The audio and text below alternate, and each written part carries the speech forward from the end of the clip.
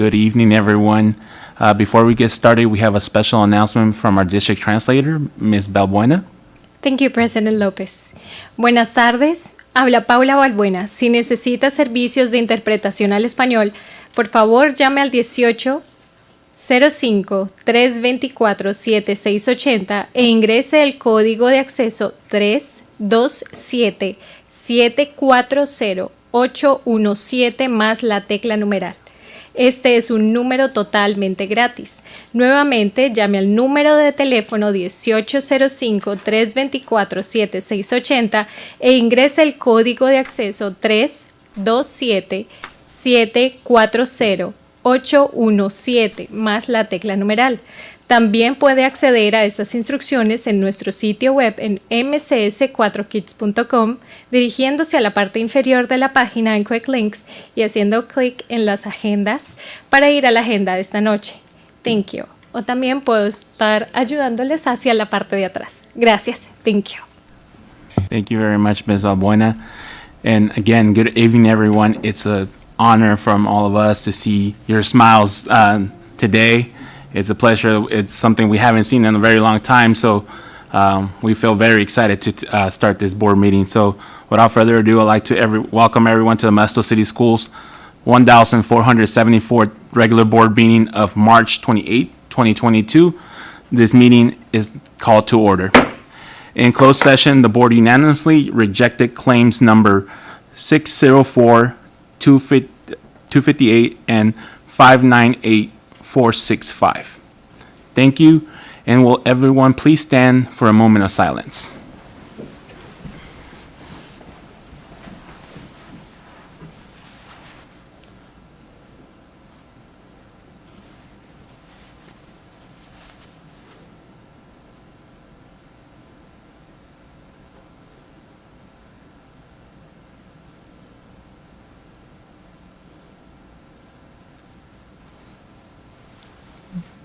Thank you very much. You may sit. And this is the open session of the meeting for the Board of Trustees is being live streamed at the direction of the board. The live stream is available at the district website, and the recording will be available for viewing the day after the board meeting. Modesto City Schools board meetings have been adjusted to follow health and safety protocols until further notice. Modesto City Schools has provided an opportunity for the public to provide comments. It is outlined on the agenda. The public has been given an opportunity to call and leave a voicemail, send a comment via email, or appear in person before the board. Any public comments received via email or voicemail prior to noon the day of the board meeting will not be read aloud tonight, but will be transcribed and printed. Copies have been provided to each board members and to the public out in the lobby.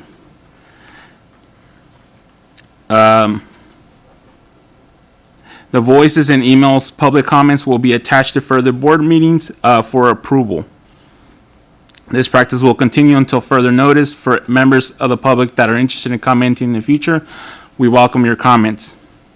And in regards to those folks that would like to speak during the public comment for tonight, on a subject that's not on the agenda, you must complete a public presentation request card like so that you'll find out in the lobby. Please fill it out. If you need assistance from our translators, please indicate so on the request card. You will hand those comment cards to Ms. Chamber in the back. Ms. Chambers is waving over there. If you plan to speak on a topic, again, that is not on the agenda, please fill out the card now, as no cards will be accepted after the period for public comment has begun. The maximum time for every one speaker is 3 minutes for a total of 30 minutes. And tonight, I'll turn it over to Ms. Noonan, because we have some special guests for our Pledge of Allegiance. So, Ms. Noonan? Yes, thank you so much, President Lopez. Tonight, we are pleased to once again welcome students from the Fred C. Beyer High School Junior Reserve Officer Training Corps, or JROTC, to post the colors. Led by Major Parnish Sharma, retired, we have cadets Jeremy Hungate, Gage Sparks, Matthew Richmond, and Taylor Haar. After they are done posting the colors, please remain standing for two of our student pledgers from Muir Elementary to be introduced by Board President Lopez. So will you please join me in standing, and cadets, please post the colors.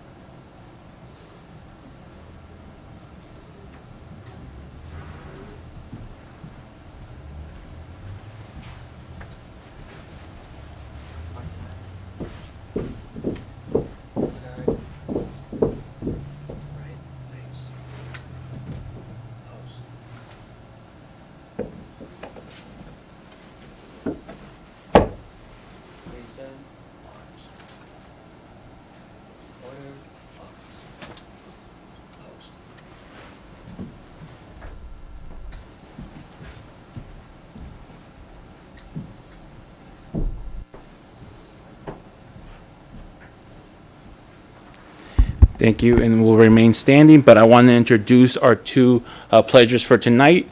First, we have Elora Stewart. Elora is an excellent student and a peace builder. She achieves high scores in her benchmarks on opinion writing and math. Elora cares deeply about her peers and is a friend to everyone. She is willing to help in class and was selected Student of the Month for the character trait Compassion. Following college, Elora would like to be a nail artist or a firefighter. Tonight we also have Kingston Dill. Kingston is a hardworking scholar and a peace builder. He shows responsibility as a class timekeeper and actively participates in classroom discussions and collaborations. Kingston exemplifies all the MCS life skills for school and work success. Following college, Kingston would like to be an entrepreneur and a professional basketball player. Please, students, lead us in the pledge.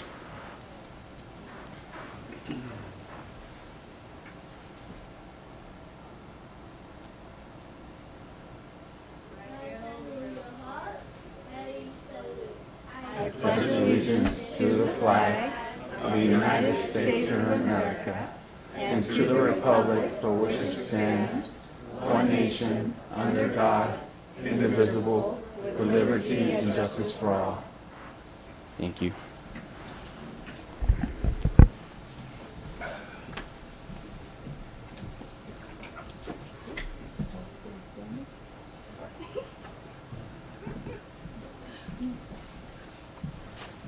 And now we'll have the certificates, and everyone can be seated. Sorry.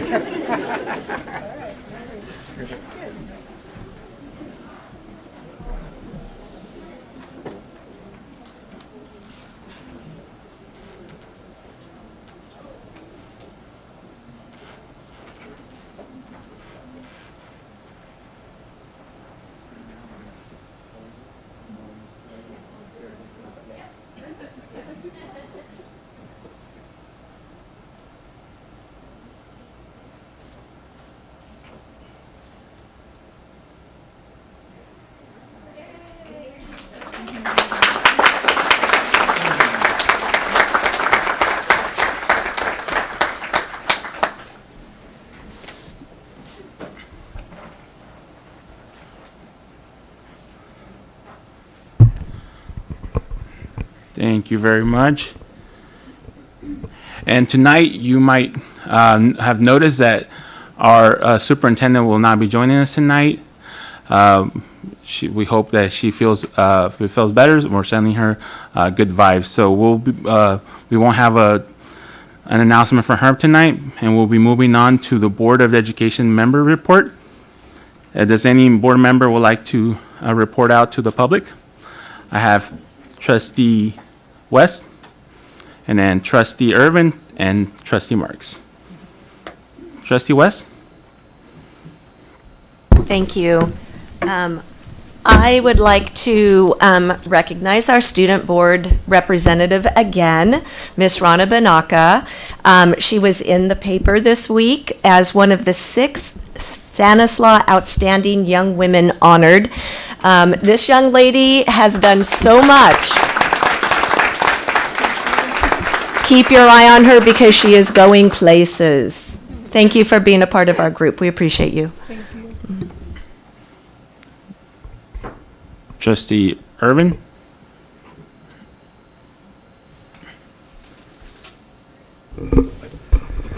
As you just saw, our wonderful JROTC program participants, myself, along with Trustee Brown, attended the JROTC competition, inter-squad competition that they did at Beyer High School a couple of weeks ago now, on a Saturday, and it was outstanding, and it was really good to see how far they have come in their military bearing and the camaraderie that they have amongst themselves as team builders. The marching, it was just really amazing to see them from where they've come starting last year to where they are right now. So you can definitely see the progress. You can definitely see the character traits being built upon and displayed there. So my hat's off to Principal Parks and the JROTC crew there, the major retired and Staff Sergeant McBride. It was just, you know, we have a gem of a program to add to all the other gems we have in our district. So it was really good to be out there and participate with them. Also, oh man, I went to some other meeting and can't think of it right now. But if it comes before we finish, I will definitely share that with you. Thank you. Thank you, Trustee Irvin. Trustee Marks? Thank you. Yes, just reporting on some of the places I've been this since our last board meeting, and just wanted to say that with Trustee Brown and Trustee Mejia, we attended the, it was an evening with industry put on by the Modesto Chamber of Commerce.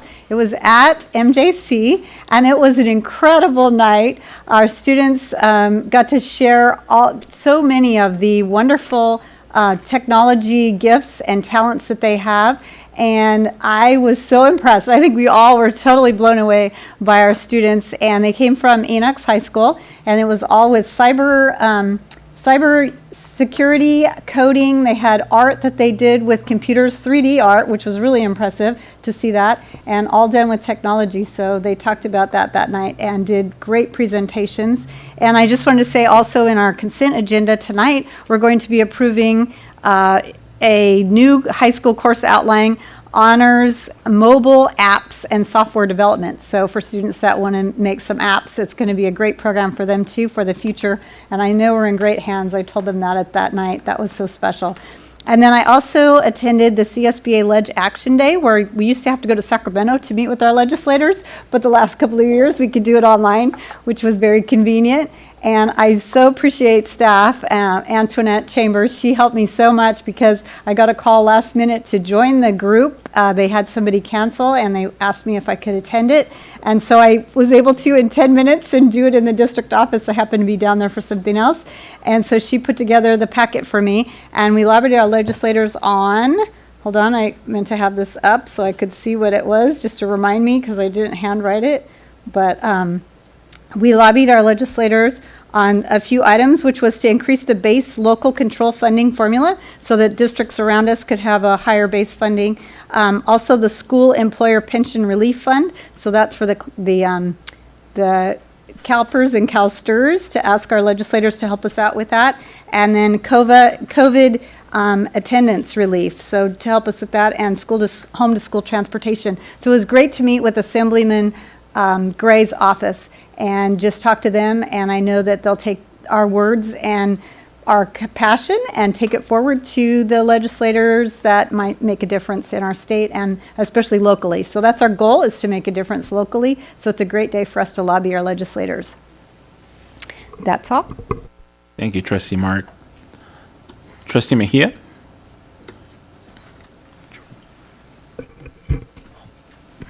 Yes, thank you. I'm not going to repeat much of what Trustee Marks mentioned on the evening with the industry. I also attended the equity committee. That was great. The work that's being done by the district is it's just amazing. So I just look forward to that committee hearing some of the work that's already being done. I also attended the ethnic studies task force. So that's also a lot of work has been continuing to go on, and also got to meet with some community folks and got to listen on some of the thoughts about the district. So, thank you. Thank you, Trustee Mejia. Trustee Irving, you had you remembered your meeting? Yes, I did. Thank you, President Lopez.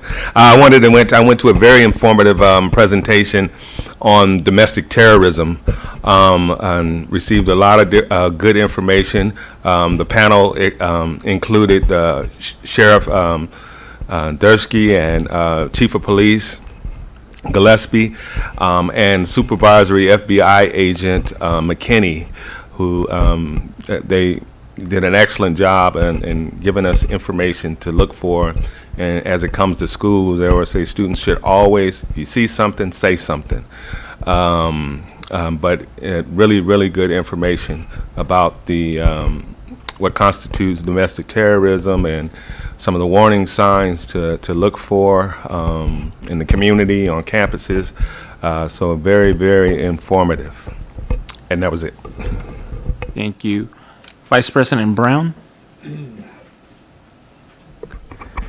Yes, I've been mentioned by a couple of previous presenters, but I just want to reiterate how exciting it was to see our students of the JROTC program at Bayer, to see their enthusiasm, to see their dedication to the program and the learning that is happening, and the discipline that these students are learning as they learn the routines and learn the system of respect that the military teaches young people. And I was thoroughly impressed. I was very impressed by the numbers, and found out that we have a very high percentage of our student body participating in that program. So it's great to see, and we want to be sure that the rest of the community knows that that program is open to Modesto City Schools students throughout the district. They will need to attend Bayer High School, but it's a great opportunity for them to be introduced into the military and get excellent training. So thank you for the community support that's allowed that to happen, and for the leadership that we have at Bayer High School that is making it happen. So thank you. And just to reiterate on the evening with industry, there is a video that was prepared that night that will help to introduce our students and their abilities throughout the community, and we're hoping that this event will lead to many internships for our students in that program and many of our other programs that are being developed through our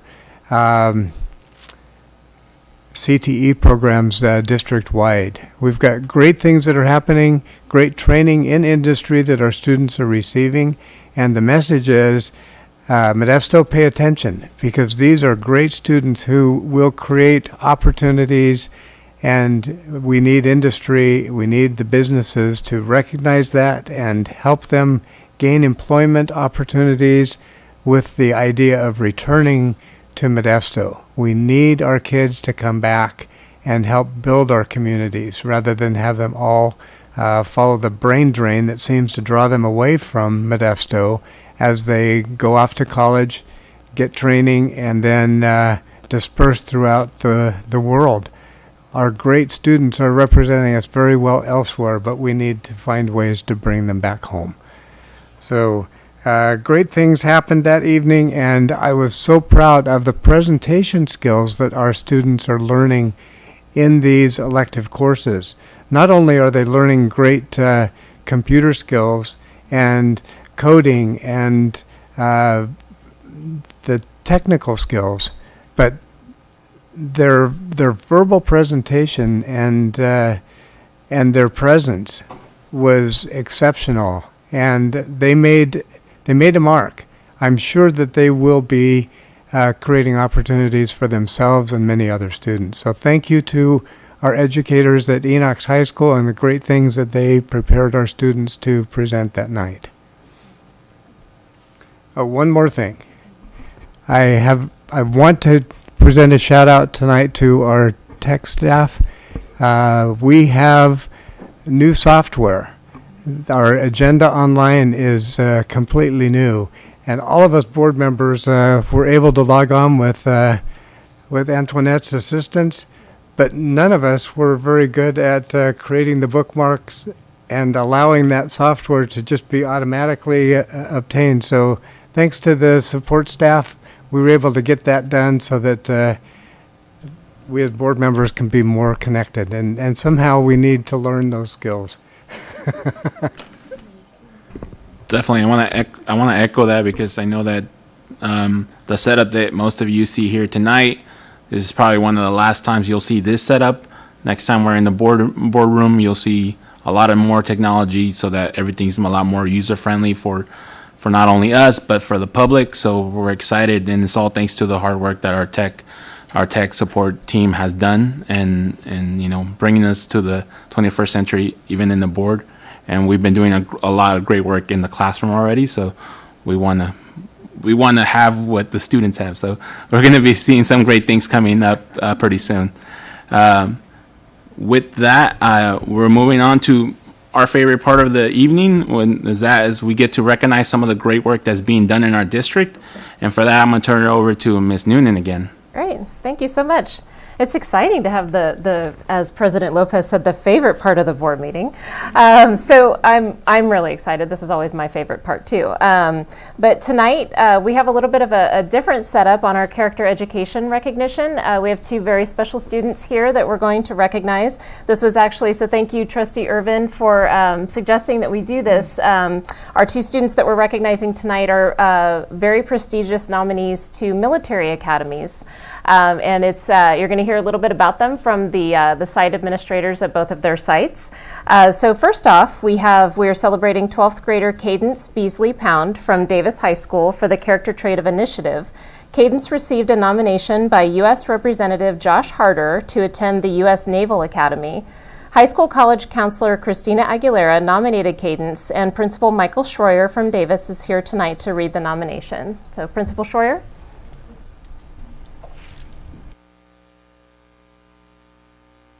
Good evening. Cadence is a senior at Davis High School with ambitions and goals to become a nuclear engineer. Throughout her high school career at Davis, she has been involved in many clubs, played multiple sports, and participates in school activities. Cadence has been at Davis, on the Davis cheer team for 4 years, and served as captain for 3 of those years. She has been involved inside and outside of our Davis community by being an active member of the California Scholarship Federation and Leadership. And we are impressed with the level of work she puts in, and she is a role model on our campus. Cadence has taken all honors and AP courses, as well as our middle college courses, to prepare for the United States Naval Academy. After graduation, Cadence will pursue a career with either nuclear engineering or flying fighter jets. She plans to serve in the U.S. Navy until retirement. Cadence is truly an extraordinary student who cares and values her education as well as her community. Congratulations, Cadence, on your nomination from U.S. Representative Harder's office for the U.S. Naval Academy. Davis High is proud of you. Good job.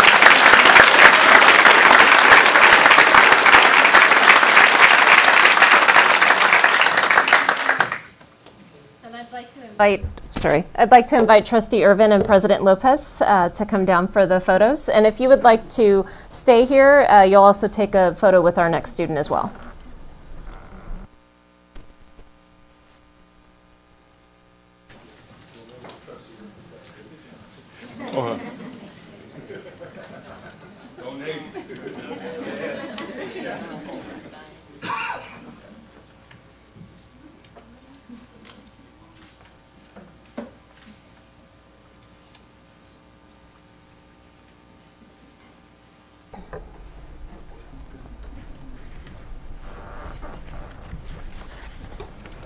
All right, congratulations, Cadence. Next up, we are celebrating Enoch's High School 12th grader, Philip Jaramillo, for the character trait of courage. Philip received a nomination, again from U.S. Representative Josh Harder, to attend West Point and the U.S. Naval Academy. And Philip has decided to attend the U.S. Naval Academy, so congratulations. High school college counselor Jennifer Brogan nominated Philip, and Principal Amanda Moore is here tonight to read the nomination. Hi, good evening. It's my pleasure to recognize Philip Jaramillo for the character trait of courage. Philip is a three-sport athlete, having competed in soccer, swimming, and cross country for the past 4 years. Philip has been able to balance his extracurriculars, such as school leadership and junior Navy SEALs, while still maintaining excellent grades. His motivation and commitment has contributed to his academic success. He has maintained a 4.13 GPA while taking rigorous AP and honors classes.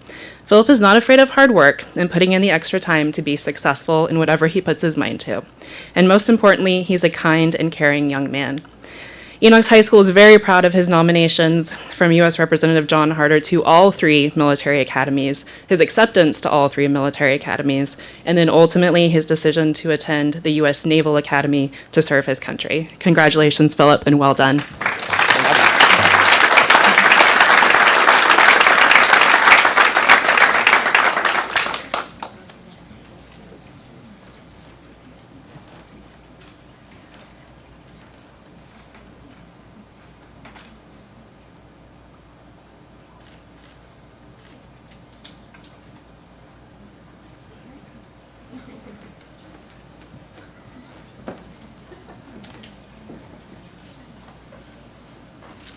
So excellent.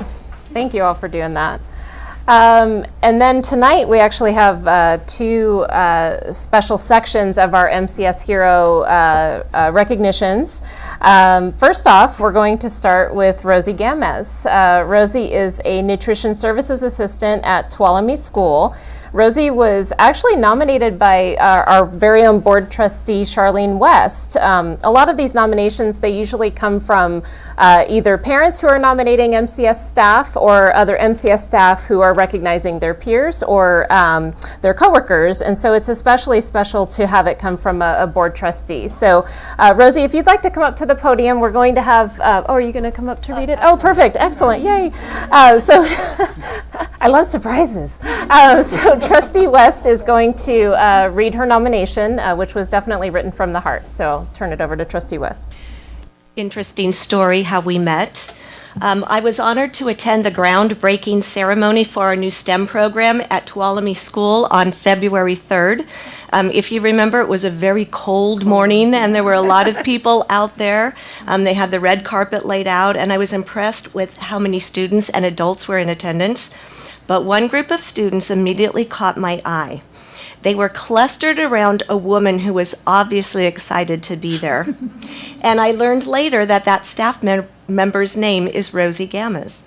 I introduced myself to Rosie, and she immediately shared how proud she was of all of these Tuolumne students. Yeah. She then took me over to show me the robotics program, the project that they had been working on. I was so impressed with how much she cared about her students. She shared her heartfelt feelings about how great the kids are at her school and how much she enjoys working at her school site. Mm-hmm. When I asked her what her role was, she said, "I'm just the lunch lady." Well, this very special woman is much more than just a lunch lady. She's a loving, caring, kind adult who is making a positive difference in the lives of all of our students every single day. Thank you, Rosie, for caring for our students and being an invaluable support to them. We appreciate you. Okay, thank you.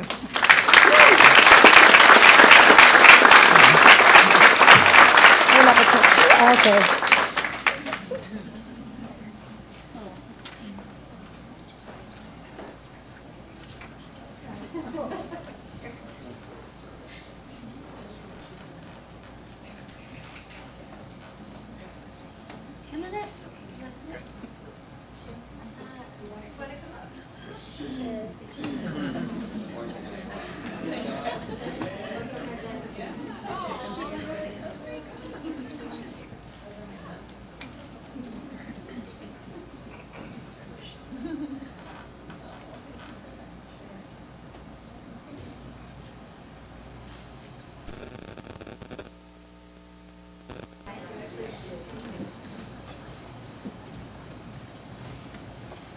Excellent. That was beautiful. Thank you for sharing that story, and thank you for all you do, Rosie. You're definitely making a difference. Yes. All right. So next up, we will celebrate additional staff as MCS heroes for being nominated as Administrators of the Year through the Association of California School Administrators ACSA program. We received 12 nominations, and four of those nominees were selected at the county level, and one particular individual was selected to advance to the state level. So tonight, I am proud to welcome Marianne Sanders, who's here to talk briefly about the ACSA Administrators of the Year program. But first, Marianne, I have a little surprise for you. Okay. So Vice President Brown shared some very special information about Marianne, and just in case those of you who are not aware, Marianne was previously selected as the California Elementary Principal of the Year. She is also an ACSA consultant and executive director for Region 7. She is also chair of the Stanislaus County Office of Education Board, and a school in our county is named after her. So yes, so thank you for being here tonight, Marianne. Thank you. That is a surprise. I appreciate it. President Lopez and members of the board, I see many noteworthy items on your agenda, so it's a pleasure to be here and help honor your Administrators of the Year. Throughout our Region 7, there are close to 900 administrators in Region 7, 444 in Stanislaus County, and close to 18,000 in the state. Our region consists of Amador, Calaveras, San Joaquin, Stanislaus, and Tuolumne, so it's a pretty good-sized region. Speaking of Stanislaus County Association of California School Administrators, they maybe weren't expecting this tonight, but you have 4 administrators that were recently selected to serve on the Stanislaus County ACSA School Board, and they are Vice President Gregory Hicks, Vice President Ledge Action, Michael Schroyer, and and Charter Director serving on the Conference Committee, Lori Hewlin. Lori served on that council several years ago when she was with another school district. So it's important to recognize your Administrators of the Year, not just for the county, but for our Region 7 ACSA, and Mrs. Noonan will be mentioning them. But last year was pretty important too, and we held a virtual Administrator of the Year awards dinner up in Stockton, and several of the people that are here tonight were last year's Administrator of the Year, and since it was virtual, it wasn't nearly as much fun as recognizing people face to face. But they were your own superintendent, Dr. Noguchi, Ernesto Calderon, elementary principal, and I know he's with district office now, Aaron Castro, classified leader of the year, Chrissy Maestros, confidential employee of the year, Mike Henderson, human resources administrator of the year, and Rachel Barkas, continuing education, educational options, so that's great.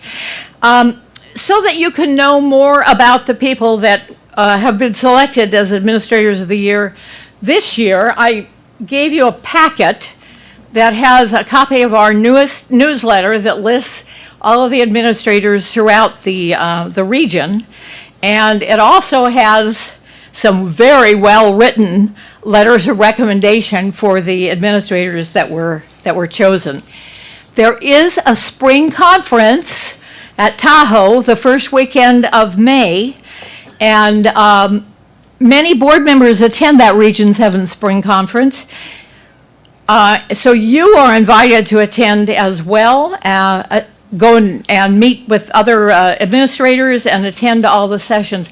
Some board members even feel that the Region 7 Conference is a better way to spend their time than the state CSBA conference. Shame on me.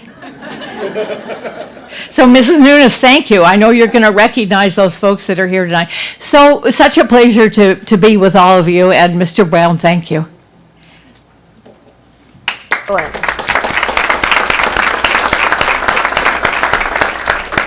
Thank you so much, Marianne. All right, so this is the exciting part. I get so excited with these recognitions. So what we're going to do, it's going to be a little bit of a receiving line here. I would like all the board members to come down and line up. And then what I'll do is I will call each of the nominees. Thank you, Ms. Chambers, for coming up, and she's going to help distribute the awards as well. So first up, or actually let me wait for everyone to get into their spots. And then for the nominees, what you'll do after you shake hands, fist bump, whatever you'd like to do with the board members, then you'll go out the door right behind me, and then you'll go back into the lobby to take photos with Julie Inacio in the lobby. All right, everybody ready? Oh, she's going to be outside. Perfect. So take photos. All right, everybody's ready. Okay. So first up, we have Dr. Christy Allen. Dr. Christy Allen is a special education administrator for secondary special education, and Dr. Allen was selected as a Region 7 recipient administrator of the year. So congratulations, Dr. Allen.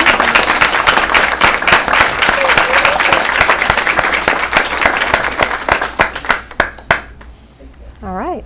Next, we have Dr. Heather Contreras. Dr. Contreras is a central office administrator for school leadership, and she was also selected as a Region 7 award recipient. Congratulations.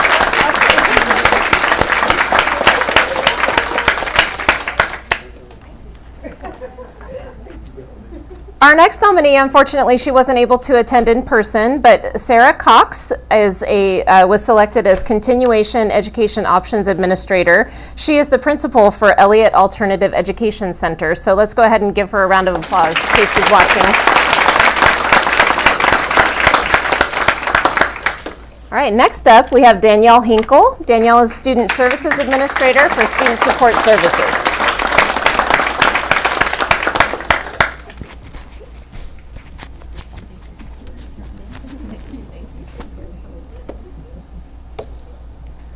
Okay, and next up, this name may sound familiar to you because his son was just recognized earlier today, but we have Philip Jaramillo, Secondary Co-Administrator for Thomas Downey High School.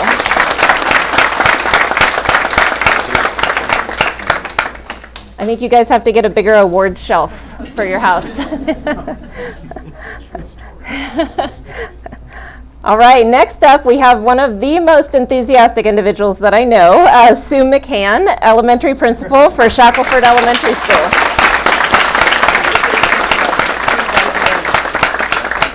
And I do have to say, Principal McCann actually dons the Shackelford Panther mascot outfit, and she's amazing.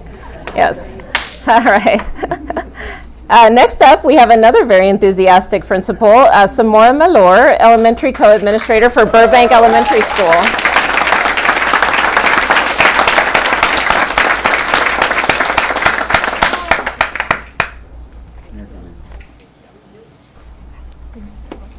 And next, we have Maricela Mota, curriculum and instruction administrator for English Learner Services.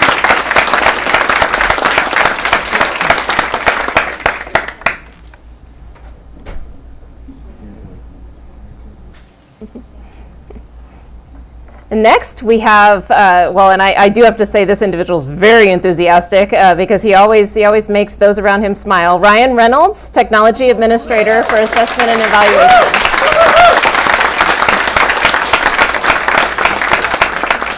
I think Ryan would be dismayed if I didn't insert some sort of Star Wars reference with his introduction. Next up, we have a very instrumental employee who is Dr. Noguchi's executive assistant. We have Monica Sanchez Lopez, confidential employee, Office of the Superintendent. Yay.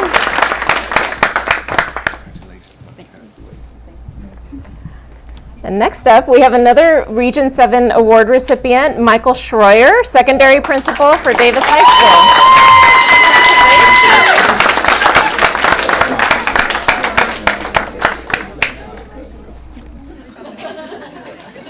And last but certainly not least, this individual was both selected as a Region 7 recipient, but she's also advancing to the state level, which is a huge honor. We have Angela Zioli, classified leader for purchasing department.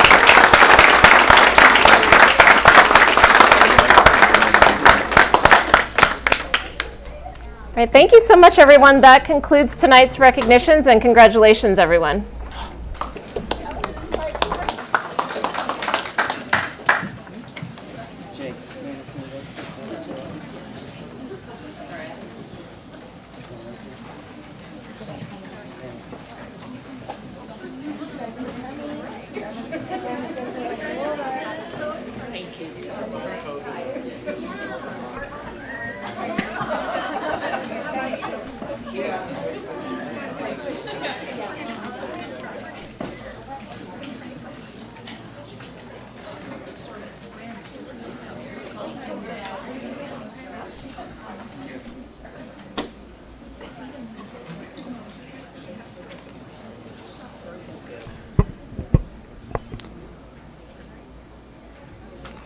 Well, thank you, Ms. Noonan, for our recognitions tonight.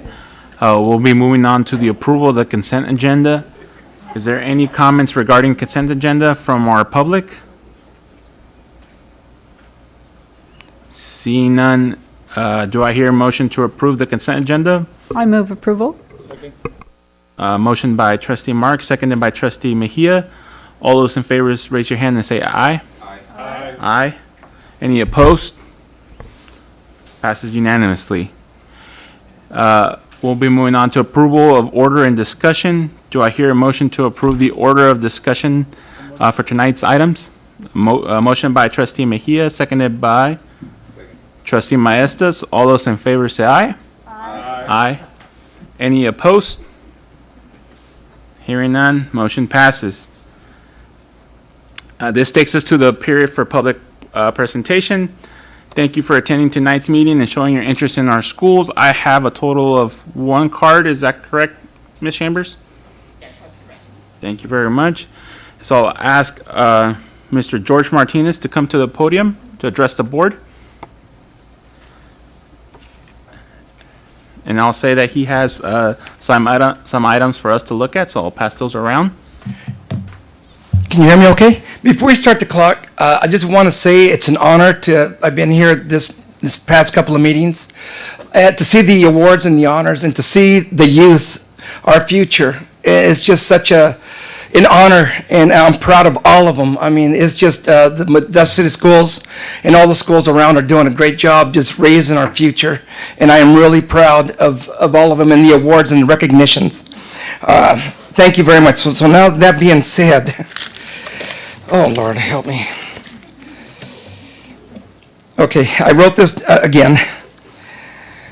And my wife said to take a deep breath. I would like to thank the Modesto City School Board very much for your time. On behalf of Jaime Martinez, family and friends, we are honored and happy that our beloved brother would be considered in the naming of the future track and field being built at Aloma Junior High. Our mother cried tears when she heard the news. However, my heart, my gut is compelling me to ask if it's possible to rename Aloma Junior High after my brother, Jaime G. Martinez.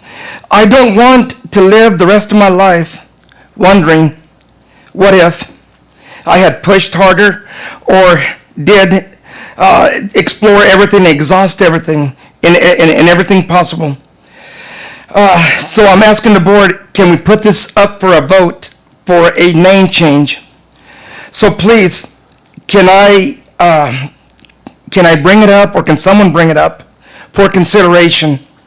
I know you're all busy, but I believe that right now with this amazing board that's diverse and people that have known my brother, that have worked with him personally, know what I'm talking about.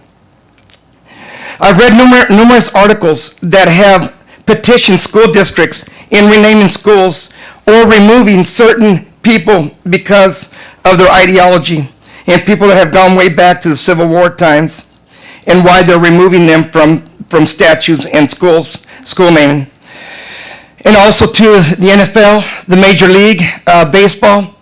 We no longer have the Washington Redskins, we no longer have the Cleveland Indians, and vice versa, the sensitivity on certain cultures. Lastly, Jaime Martinez was your very own. Jaime was a graduate of Modesto High School. He was also an inspiration. We navigated through the gangs. We navigated through the drugs. He was a role model. You didn't see him all tatted up, but you saw him as an inspiration. He was also a coach. We will never see the fruits of our labor till maybe many years in the future. But he also was nominated with many plaques on the cleanliness of how he kept La Loma Junior High. He was an employee for over 20-something years at the same school. How many people are employed at the same place for that long? He gave back to his community, and what I mean by that, I know I'm running out of time. He also helped out many in the school district, widows, people that were on single income or on set income by doing repairs. I know that for one, the late great Dick Lang also requested or asked Jaime to do some work for him. And Jaime would do a lot of this work for free. One lady actually that was retired yelled at him for not taking the money that she was giving him for the work that he had done. But thank you very much. I thank you for your time, and please consider it. And I appreciate it. Thank you. Thank you very much.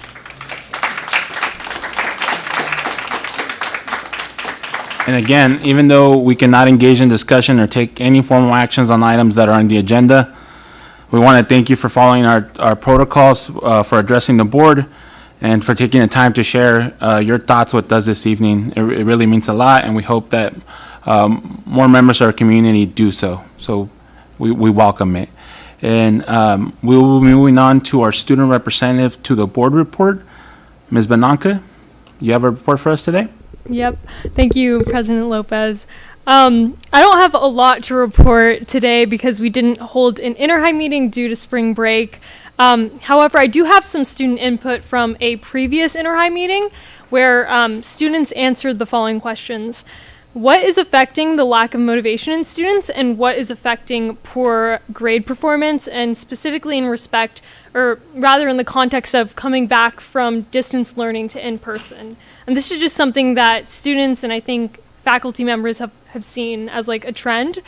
In response to the first question about what is affecting the lack of motivation in students, students suggested that it could be because of the fact that just staying inside and quarantining for so long makes it harder now to come back and build connections with other people. Students also suggested that the limited social interactions and just coming back to fully in person is kind of like a big shock for students. And then students also suggested that perhaps the change from a block schedule to a regular schedule, especially in respects to the amount of homework and the schedule of homework and classwork, might have also been a shock and might be affecting student performance. And then in terms of what is affecting poor grade performance, they kind of brought up the fact that many high school students right now haven't really experienced the full workload of high school because when quarantine started, they were freshmen or 8th graders, and so now they're coming back and it's kind of all hitting them. And I know when I was a freshman, I still remember that was my hardest year because just like the transition from middle school to high school was very, very difficult, so I can definitely empathize with that. And then again, they suggested that maybe the workload has increased because teachers were understandably a little more lenient during quarantine because so many students were facing so many extra challenges to their schoolwork. Other than that, I also attended the past Ethnic Studies Task Force meeting. And I know I say this a lot about the task force, but I just love how collaborative it is, and I just love how we bring so many different perspectives together. There are teachers, students, parents, administrators, and so I find that like when you put all those perspectives together, you get so many different new ideas, and I just love attending those meetings. And then finally, I want to give a shout out to Love Modesto. Their big citywide service project is going to be happening on April 30th. And they're going to be doing a myriad of service and volunteer activities throughout the city, such as welcoming newly arrived refugee families, cleaning litter, recycling, working with Habitat for Humanity, and so much more. So I want to really strongly recommend that students, my peers, get involved and volunteer. I remember last year I participated with some friends, and we were picking up trash from, I think, one of the parks in the city. And I know it sounds like not a lot of fun, but it was actually a lot of fun to hang out with my friends and to just kind of help clean up the community. And so I'd really urge students to get involved this year as well. And that concludes my board report. Thank you, Ms. Banaka. Great to hear all that information. We'll be moving on to California School Employees Association report. I was notified that there wasn't going to be a report for tonight. So with that, we'll be moving on to our report on the Bayer JROTC program. And for this, we have Ms. Barkis. Good evening, Ms. Barkis. Good evening. Good evening, Board President Lopez, the Board of Trustees, Cabinet, and members of the public. Let me adjust this a little bit. My name is Rachel Barkis, and I'm the Senior Director of Educational Options. Tonight, I will be doing a report on Bayer High School's Junior Reserve Officers Training Corps program, JROTC. So the purpose of the presentation is to provide an update on the implementation and growth of the JROTC program at Bayer High School. We had the honor of seeing members of that program present our colors this evening, and we do have two of them that are going to speak to you as well tonight. And then just to highlight the JROTC teachers and programs and students.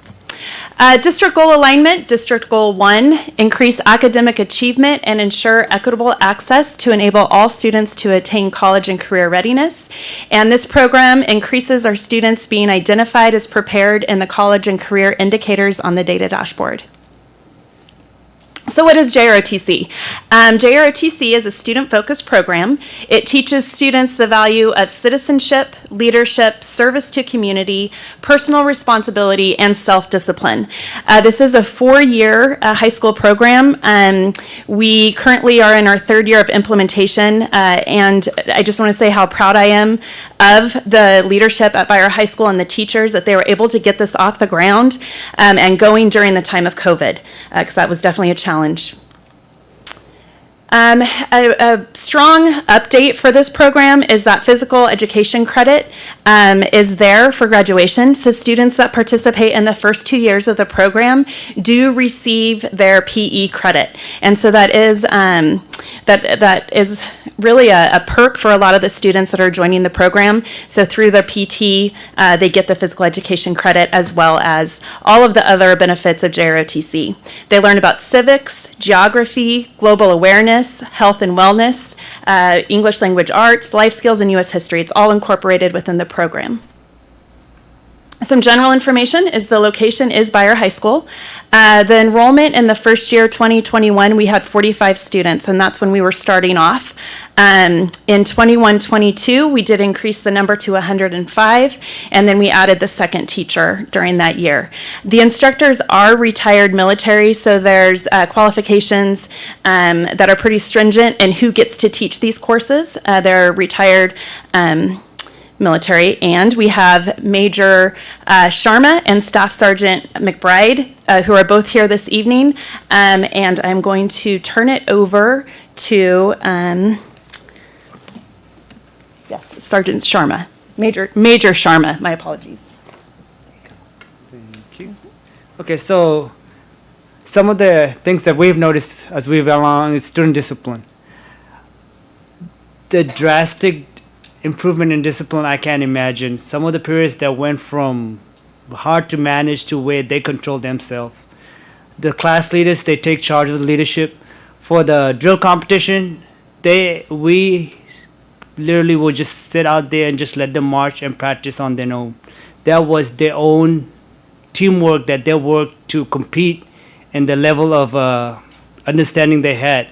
One thing I want to talk about for the drill competition is the parents that showed up there. When we didn't pass this to anyone other than the administrators, it was all the students that informed their parents, and them wanting their parents to show up to and showcase what they can do for the drill competition.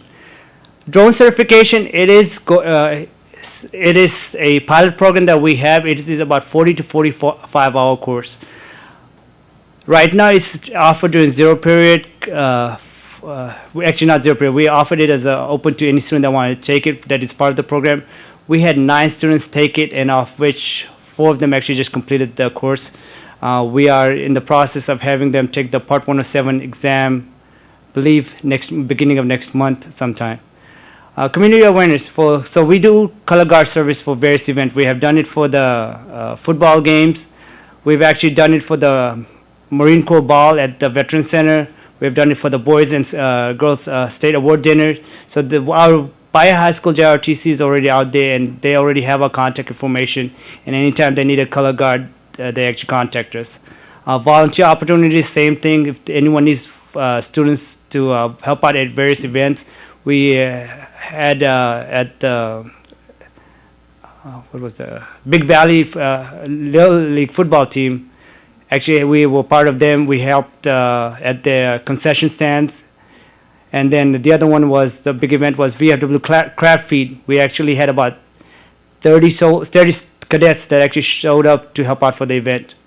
The last piece, physical fitness, is we have the Cadet Challenge, which is indirectly actually aligned with the California standards for the for the physical fitness testing. So it helps us out to knock that piece out for the PE piece.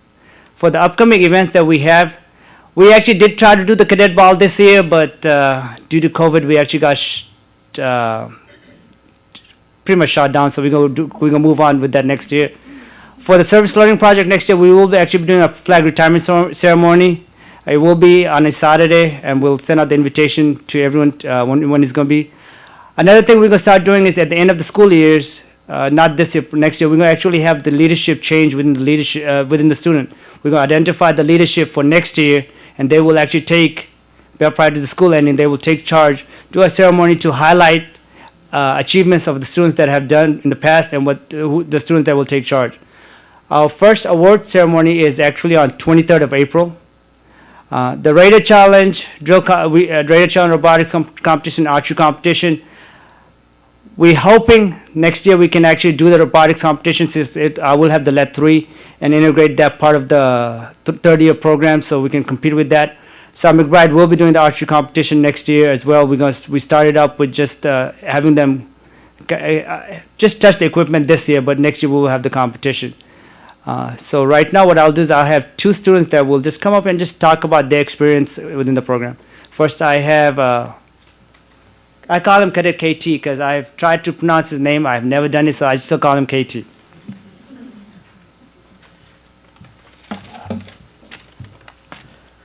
Well, thank you for having me today. First off, I'd like to thank Major Sharma and Sergeant McBride for actually establishing the program here at Bayer. It's actually a wonderful program. I was actually like, nah. The first time I did it, I didn't want to do it. My dad forced me to do this program. Yeah.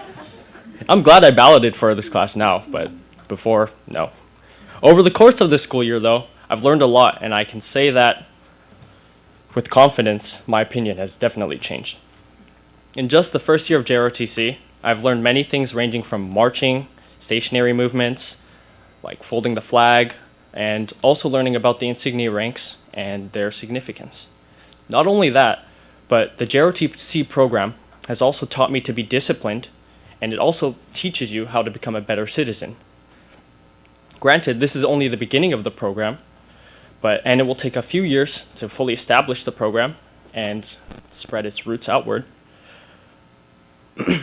Obviously, there is much room to be improved upon. We hope we can increase our numbers as the program develops and integrates itself more with the community and our school. Furthermore, as the program continues, I hope that we can get a consistent stream of students on a year-to-year basis. At the end of the day, this program thrives off student participation and their commitment, because this is not a one-year course. It needs students to sign up for the JROTC program every year in order to progress through the LET levels, and it needs students to assume leadership roles because the major and the sergeant are only facilitators, which aid the students in their ambitions. These upcoming years will be important and will also be the determining factor regarding the future of this program.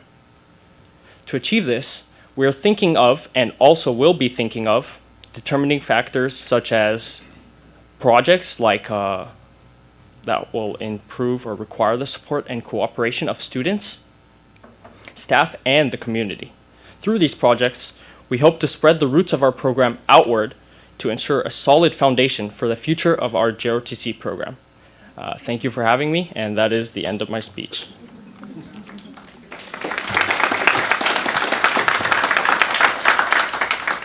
Next, we have Cadet Matt Richmond.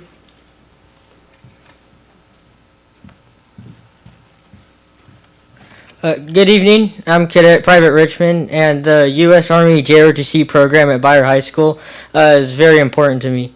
Before I entered the program, I was pretty lazy. I couldn't do a single push-up, and I just wanted to play games all day. I was undisciplined, and that was a big problem. The program forced me to change in order to succeed. It required me to become disciplined. I remember one of the first PT sessions we had was in the weight room. We did military presses with the bar, no weights on it, just the bar, and I could barely lift it above my chin. I remember being ashamed and disappointed in myself, and I knew I had to change. I started strengthening myself at home, and even when I didn't feel like training, I still did it. I began to learn discipline, something which this program emphasizes very much. During class, we do ammo can exercises and runs, and you have to be disciplined and keep pushing yourself in order to complete them. And the instructors have told us multiple times that you can't have a job, a relationship, or succeed in life if you don't have discipline. And I 100% believe in that statement. I'm doing better in my classes because studying and focusing during lectures also requires discipline, which the program has taught me. I've traded the time I spent playing video games with chores and spending time with my family. And the JROTC program is also helping me to become more active in my community, especially with our local Veterans Center, where we have helped out at multiple events, most recently a crab feed. And our battalion is also doing a canned food drive for our service learning project this year.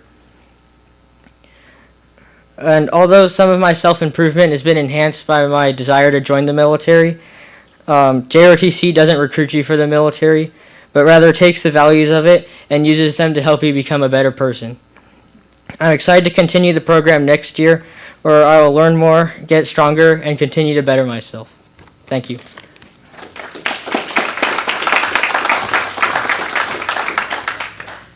Okay, thank you very much, students. Very well said. So next steps. As far as we're concerned, our next steps are to continue to recruit, and I think the students said it perfectly. Attending events, being a part of the community is our best way to recruit students into the program. The program is available to all Modesto City Schools students, so anybody can transfer to Byer to take part in the programming. And then we just want to build the program through adding some additional competitive components, like they were talking about the robotics, possibly archery down the road, there's some different opportunities, and just see where those different competitive opportunities fit for the students and for the instructors and our community overall. And that concludes this portion of the presentation. Are there any questions that either I or Major Sharma can answer, or students? Thank you very much for the presentation. I'm going to go out to the public. Is there any questions from our public or comments? Seeing none, I see some lights from our boards, from our board members. I'll start with Trustee West, Trustee Mejia, and then Trustee Urban. Trustee West? Thank you. My first question is, KT, how do you pronounce your name? It is Kedamawi Tadesi. Thank you, KT. All right. My second question is, you said that this was zero period and it was open to all Modesto City School students who could transfer to Byer. Since it's just a zero period, can students come from other schools to take just this class and then go back to their other schools, or do they completely change schools? And then is it a 4-year program? If students start in 9th grade, do they continue through 12th? Wait. So it's not a zero period. It is offered. It is offered throughout the whole day. It is first through 7th period. and they have to be coming to Bayer to take all the classes in order for them to go. So I think that answers the question. Okay, yeah. So I don't understand. I think the zero period was a miscommunication between when I said about the drone certification. It was just for, and even for those programs that we have the drone certification, they have to be part of the JRTC program in order to take those classes. Thank you. I misunderstood. This is all new to me. It's students can take it for 4 years, or They can take it up to they can take it to for 4 years, but they can take it at any time. So if they're senior and they just want to take one elective, they can take the first year course. If they're junior, they can also take the first year, and they want to stay in for second year, they can stay the junior and the senior year, and then same thing for a sophomore. They can come in as sophomore year, they can stay in for the 3 years if they choose to. And there's nothing saying that they join the first year, they have to do 3 years. If they just want to do first year and they don't want to come back the next year, that's fine as well. okay, so it's not a zero period elective, it's through sixth period. Students incorporate their language arts, their math, their science within this program? Is that what you're saying? I'm confused, I'm sorry. So essentially, this is a CTE pathway. It's not necessarily identified as CTE. So the courses are electives that they can take all 4 years. They can join at any time. It's one class during the day. So they take all their other academics, and yes, but they don't have to take PE. They can satisfy their PE requirement through the programming. Okay, thank you. Sure. Thank you. Trustee Mejia? Well, first of all, congratulations. It was great. I'd like to hear from students. Thank you for the presentation. I have a question. Are you able to lift the bar above your chin for student Richards? Yeah. Okay. He opened it with that. It had me hooked, and I was waiting. I was like, is he gonna say it? Is he gonna say it? I said, man, I'm gonna have to wait until I get to my questions to get that question asked. No, I just want to say, great. Thank you for participating. Thank you for presenting. I really appreciate hearing your voices. That's super important and critical, because we get those reports, but hearing you, the reports are great. But seeing you stand up there and give that, it's amazing. So I just want to congratulate you and thank you. And I look forward to hearing more good news as you get into the 200s and 300s numbers. Thank you. Trustee Irvin?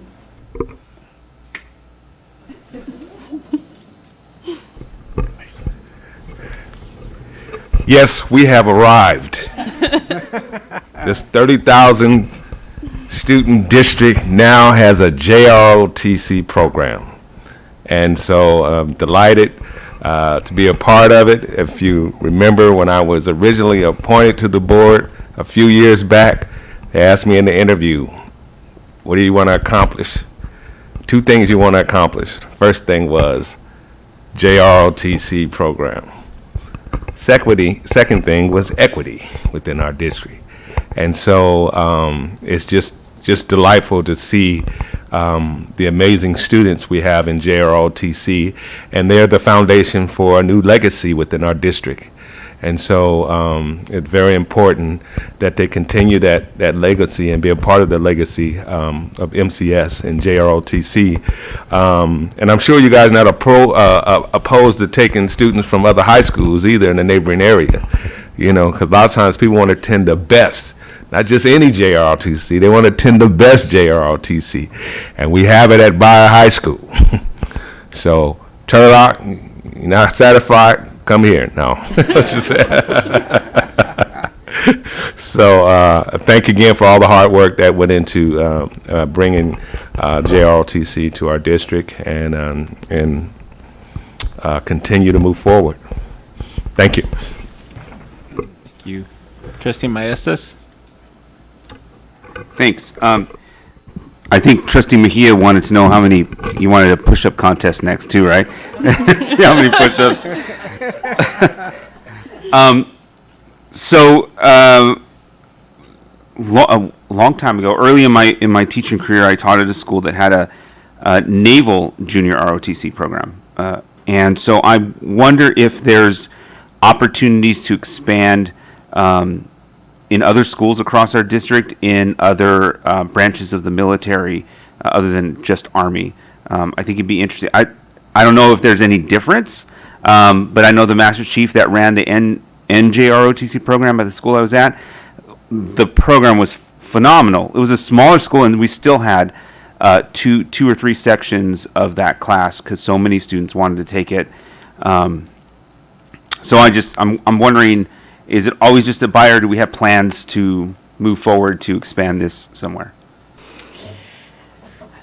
That's a very good question. As far as expansion goes, we've really been focusing on this program to see how we can grow it. I think once we see what the interest level is and how far we can grow this program, we may be able to add some additional programs if that's the vision of the board. Thanks. It's a vision of at least one board member. I know that.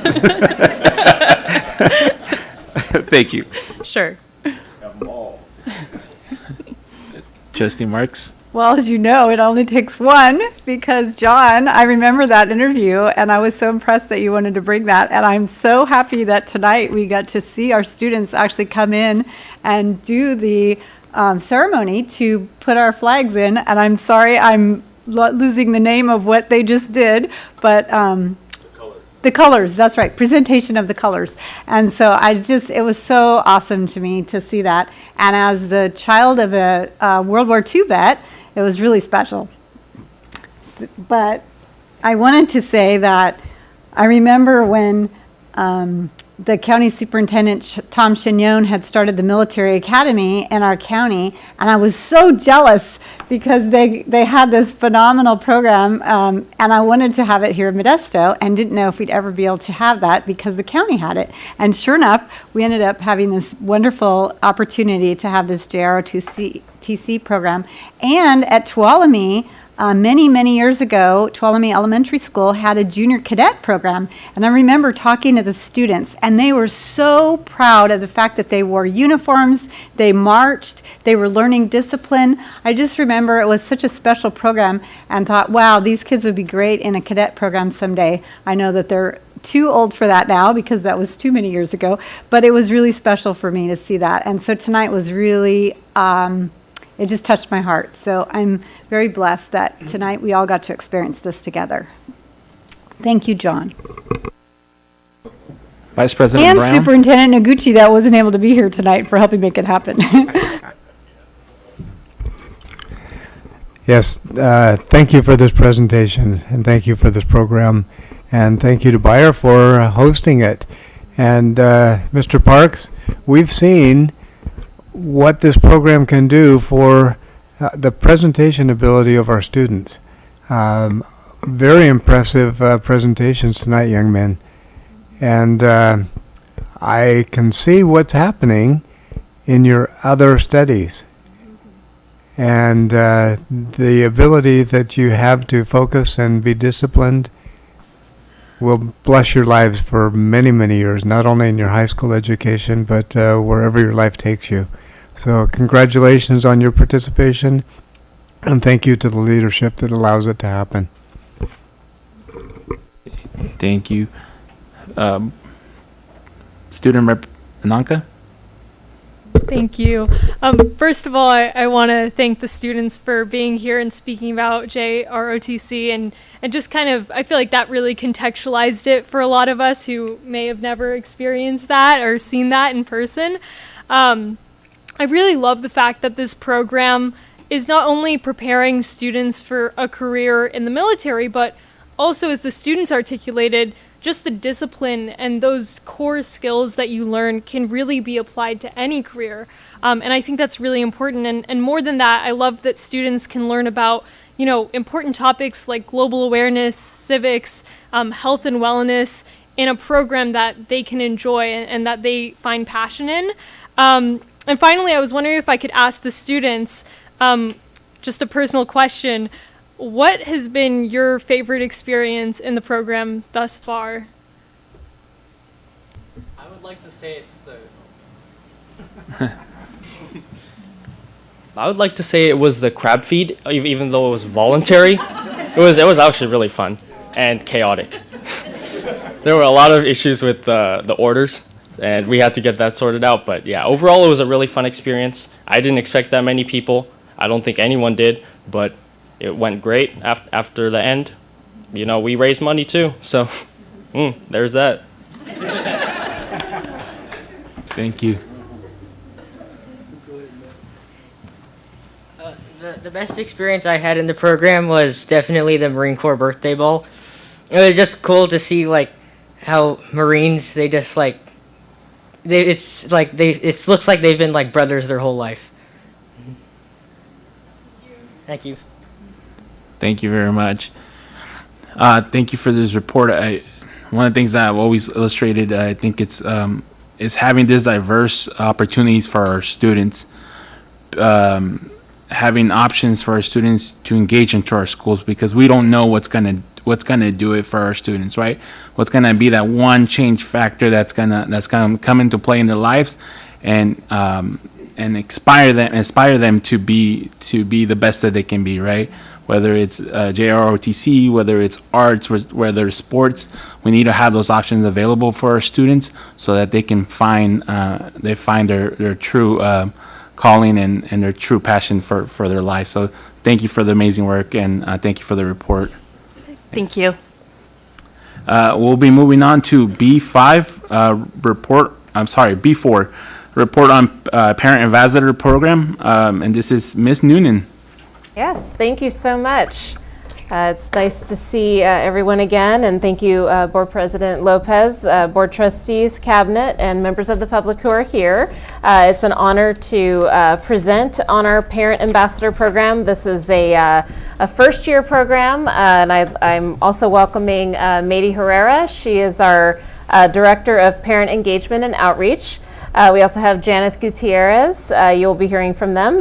She's the coordinator of the Parent Ambassador Program. And we have many of our parent ambassadors here tonight. So I am just thrilled to welcome everyone. And we also have a site principal here who's going to share perspectives. So this is a wonderful presentation tonight. All right, so the purpose of tonight's presentation is to provide the board and members of the public with year-to-date progress on the Parent Ambassador Program, including information on extended parent outreach as well as site support data. Just to remind everyone, the district goal alignment of the parent ambassadors, it directly aligns to goals 1 and goal 3, which goal 1 is to increase the academic achievement and ensure equitable access to enable all students to attain college and career readiness. And then goal 3 is to provide a safe and welcoming and respectful learning environment.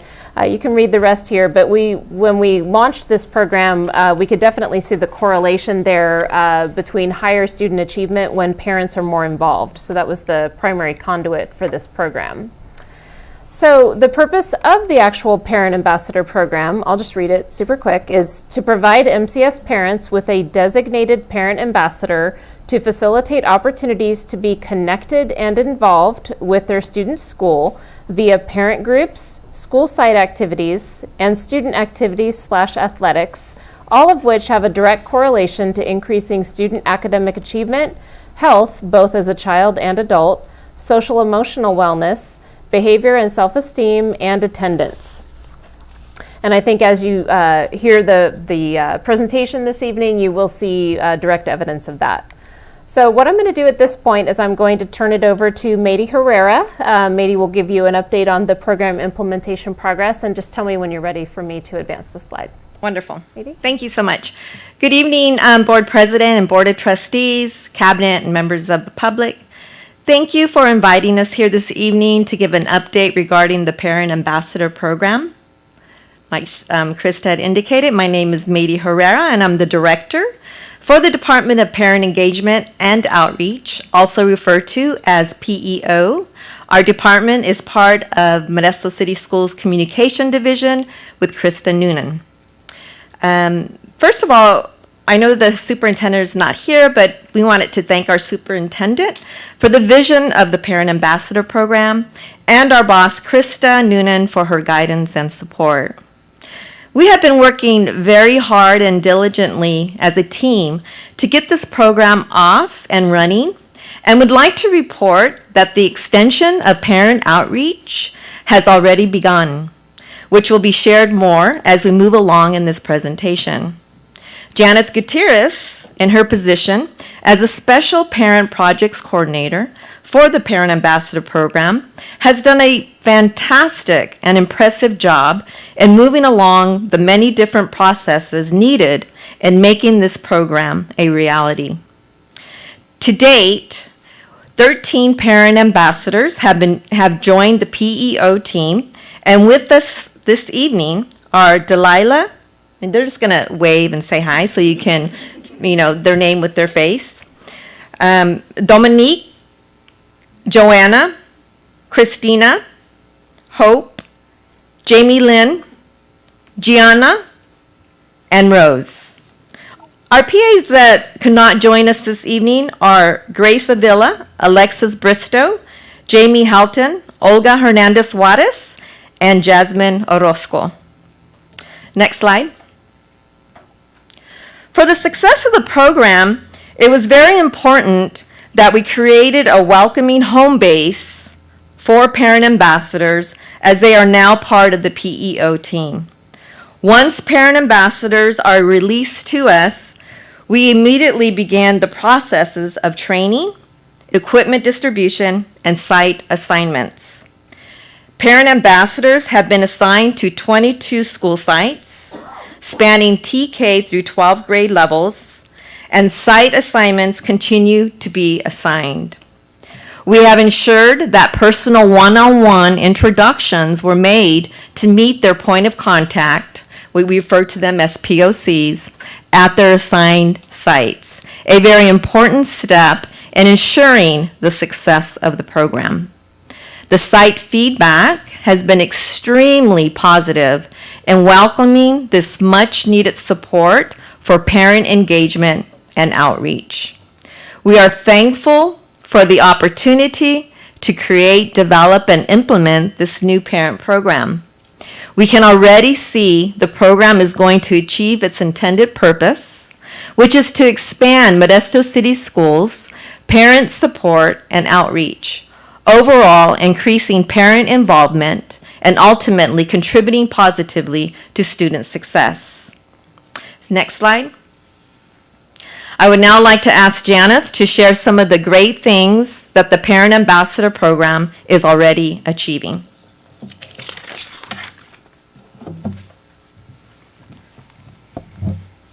Good evening. Sorry, my name is Janeth Gutierrez. As stated before, I'm the coordinator of the Parent Ambassador Program, and I'm very excited to be here. So first, we want to start off with the Parent Ambassador Program model at Robertson Road. We decided to gain hands-on experience as a parent ambassador. It was important to have a Parent Ambassador Program model, allowing us to gain insight as to the qualities desired for hiring and training purposes. Therefore, I have taken the role of a parent ambassador at Robertson Road to gain knowledge and experience of the parameters of the role, as well as how it can expand at each site. The role of the parent ambassador will vary on the site needs. Parent ambassadors have been able to perform a series of extending outreach and support services, such as welcoming calls. They will call newly enrolled families to introduce themselves, as well as offer additional assistance. It can be as simple as greeting parents when they drop off or pick up their students. Another type of outreach is to promote and invite parents to events such as ELAC, DLAC, and or various parent events at site and district levels. At Fremont, the Parent Ambassador has created a Parent Information Center table with updated school information for parents to take on the go, and also helps with the Parent Resource Center. The Resource Center has computers for parents to use for various needs. Some of our parent ambassadors have been able to assist school sites with updating their school websites by providing feedback through a parent perspective. Parent ambassadors have been able to attend numerous site and community meetings, such as Airport Collaborative, School Site Council, ELAC, DLAC, SARB, and other various meetings. Some of our parent ambassadors are asking parents to participate in a simple parent survey. This allows parents to give feedback and request parent meetings on a variety of topics, as well as scheduling preferred dates and time that work best for parents. With our parent survey, we were able to identify a need in some of our students. In response, we have collaborated with Second Harvest to create a district-wide pantry for our parent ambassadors to distribute to parents and families in needs. We're also creating a closed closet with gently used clothing for the same purposes. By identifying these needs, we are also identifying the need to collaborate as a team. Collaboration meetings are done bi-weekly at our home base. In these meetings, we are able to share individual PA experience and ideas. These new ideas can be shared with their school site administrators to positively implement at their school site. In addition, we are collaborating with other departments to train and teach our parent ambassadors about the internal resources offered through MCS. We have collaborated with the English Learners Department and Early Childhood Education departments, in which these parent ambassadors were able to gain awareness on the services these departments provided for families. Next slide, please.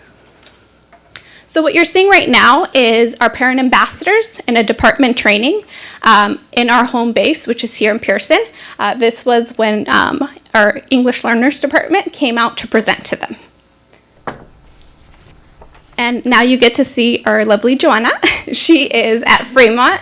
You guys see the Parent Center, and those computers parents are able to use whenever they do need them. And you guys also see her resource flyer wall that parents are able to take all of the different information that's needed for them. Next slide, please. Thank you. And now we have our Parent Center. This is at Garrison, so it looks very differently at every site because, again, it evolves for the site needs. Next slide. And now I'm going to be reading feedback. This is an email that was sent to one of our parent ambassadors. Thank you, Gianna, for the wealth of information. I really appreciate all of your diligence and all of Enoch's High School and the Modesto City Schools do for students and their families. In such a short time, my nephew has attended James C. Enoch's. It has been nothing but love shown to him.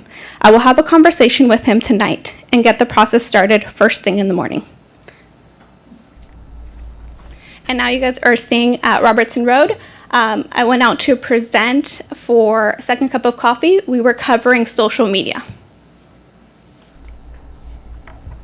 And now we're going to be hearing from our two parent ambassadors, Joanna Carrillo and Hope Lyons.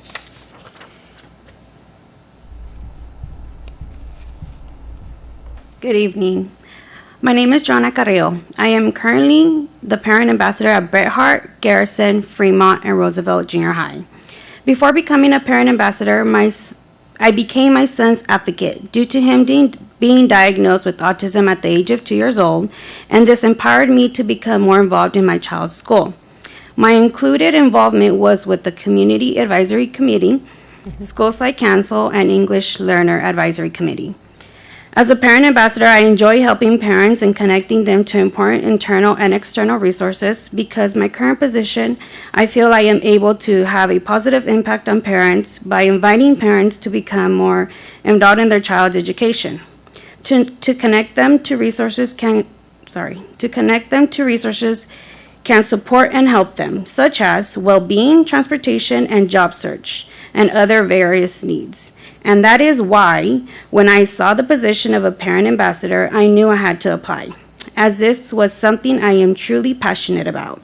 The importance of parent involvement. Thank you for your time.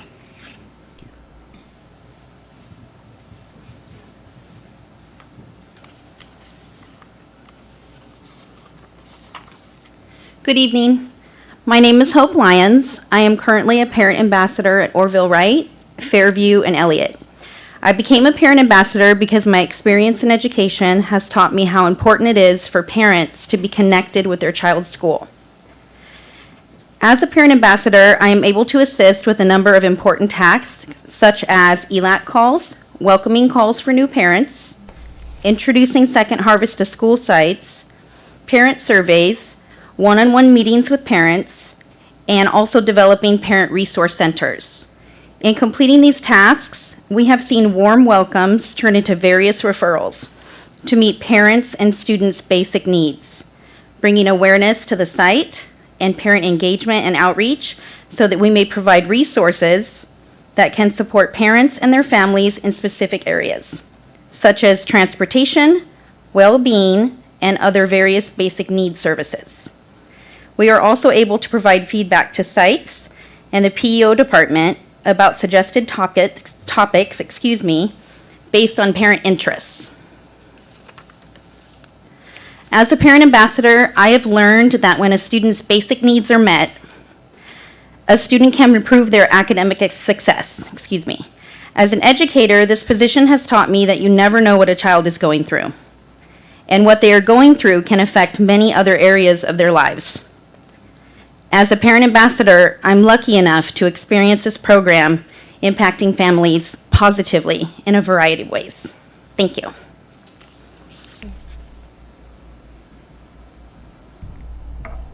And now we're going to be hearing from Miss Rebecca Donaldson, who's the principal at Fremont, about the value of the Parent Ambassador Program. Thank you. Right behind you. Hello, thank you for having me tonight. Thank you for inviting me to speak. I am lucky enough to have had one of the very first parent ambassadors at my site, which is Joanna. She was always at our site anyway, so we encouraged her to apply for the position. So now it's very helpful to have her here. Sorry, I have to put these on. All right. So what is the value of the Parent Ambassador Program? The definition of something that is of value is the regard that something is held to deserve the importance, worth, or usefulness of something. Even though we have only had the privilege of having our parent ambassador on site since January, she, as in Joanna, has already displayed the value of having her as a support for our parent community. Our parent ambassador, Joanna, has already facilitated opportunities for our parents to get involved by making phone calls to invite parents to join our parent meetings and school activities. She has also helped implement and continue to support our EL parents that come to our site once a week to learn English using our Rosetta Stone program. She was able to be on site to help new parents with kindergarten registration that we recently just had. Joanna is also supporting the implementation of ways to welcome new parents and families to Fremont so they feel welcomed and supported in the new transition. Our parent ambassador, through the Parent Ambassador Program, has been able to collaborate with administration and school staff in coming up with ways to better communicate with our parents, and she's not shy about telling me. She has set up an information center where parents can gather important information to help support their students in school, which was pictured in the PowerPoint. She has also worked closely with the program coordinators in creating a brochure to help us promote our parent center. We had already been starting our parent center setup since last year, so now Joanna, along with Jeanette's help, has been able to create a brochure, so now we can promote that to our parents. They use our parent center that gives the parents a place to access student information, register their students, access MCS for Kids, and much, much more. The Parent Ambassador Program is quickly becoming a vital point to help increase our parent engagement and to help increase our district goal number 3, which is to ensure effective district-wide communication for students, staff, and families. I have already been collaborating with our Parent Ambassador and moving forward into next year in planning activities and programs to help increase our district goal number 1, which is to increase academic achievement and to ensure equitable access to all students. I'm very excited about our new programs and activities that our parent ambassador will be able to help implement and support in the future. Thank you for allowing me to speak on behalf of the Parent Ambassador Program and to express the value of this program and that it has already had in the short time of its implementation. Thank you. Excellent. Thank you so much. I think just from my observation, and I'm hopeful that you'll agree, what I kept hearing was access and resources. And I think one thing that I'd like to also point out is the value to the students, because I was hearing that as well. So I just want to go off script really quick and just say thank you to all of you for your commitment to the district and for everything that you're doing, and to the staff as well. But I also want to thank the board, because I know Mady mentioned that this was Dr. Noguchi's vision, but it was also the board's vision, and the board took action to approve it. And that was definitely a leap of faith, because there are some other districts that have done this, but I don't think that they've done it to the extent or the magnitude that we have. And yes, I am taking credit for that in terms of Modesto City Schools, because I think that that is a very important element for us to have pride in. And so thank you to the board for your action in approving this back in, it was final approval in June of 2021. So thank you for that. And thank you to all the departments that have come together to help us launch this program.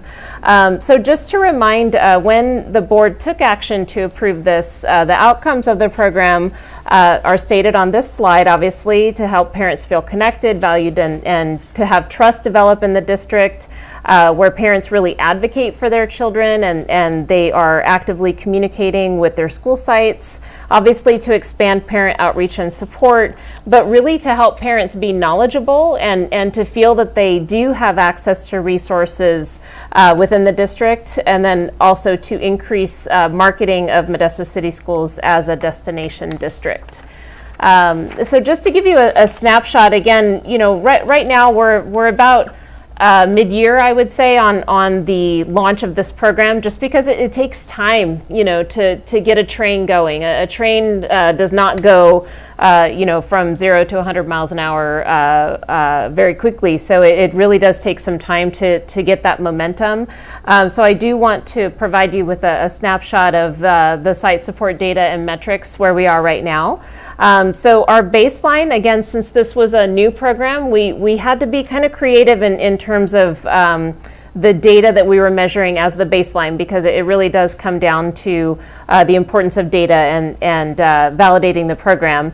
So when you look at school year 2020-2021, obviously that was a little bit of a special year because of COVID, but we look at baseline data of the work that Mady and her team did in terms of parent outreach, and it was almost 1,400 parents that were engaged for that particular school year.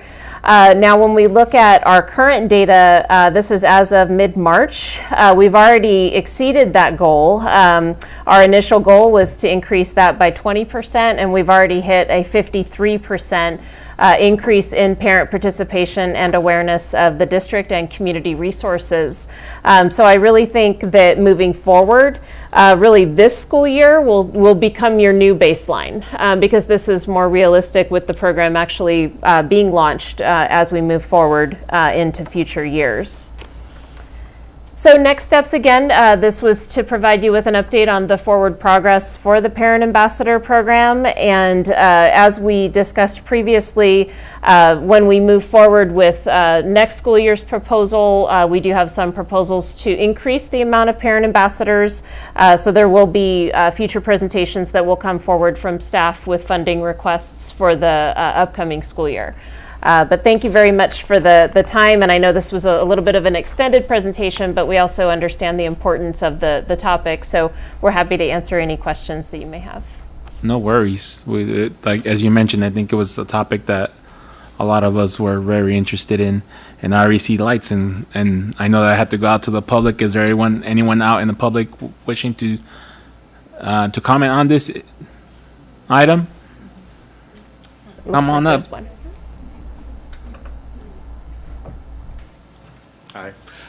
Hi there, I'm Blake Matan. I teach at Modesto High School. I'm a resource specialist program teacher, and this all sounds really good, and I just would encourage the district and the district administration to explore at the high school level, leveraging more. I think there's a lot of parents who are still really intimidated to be on high school campuses.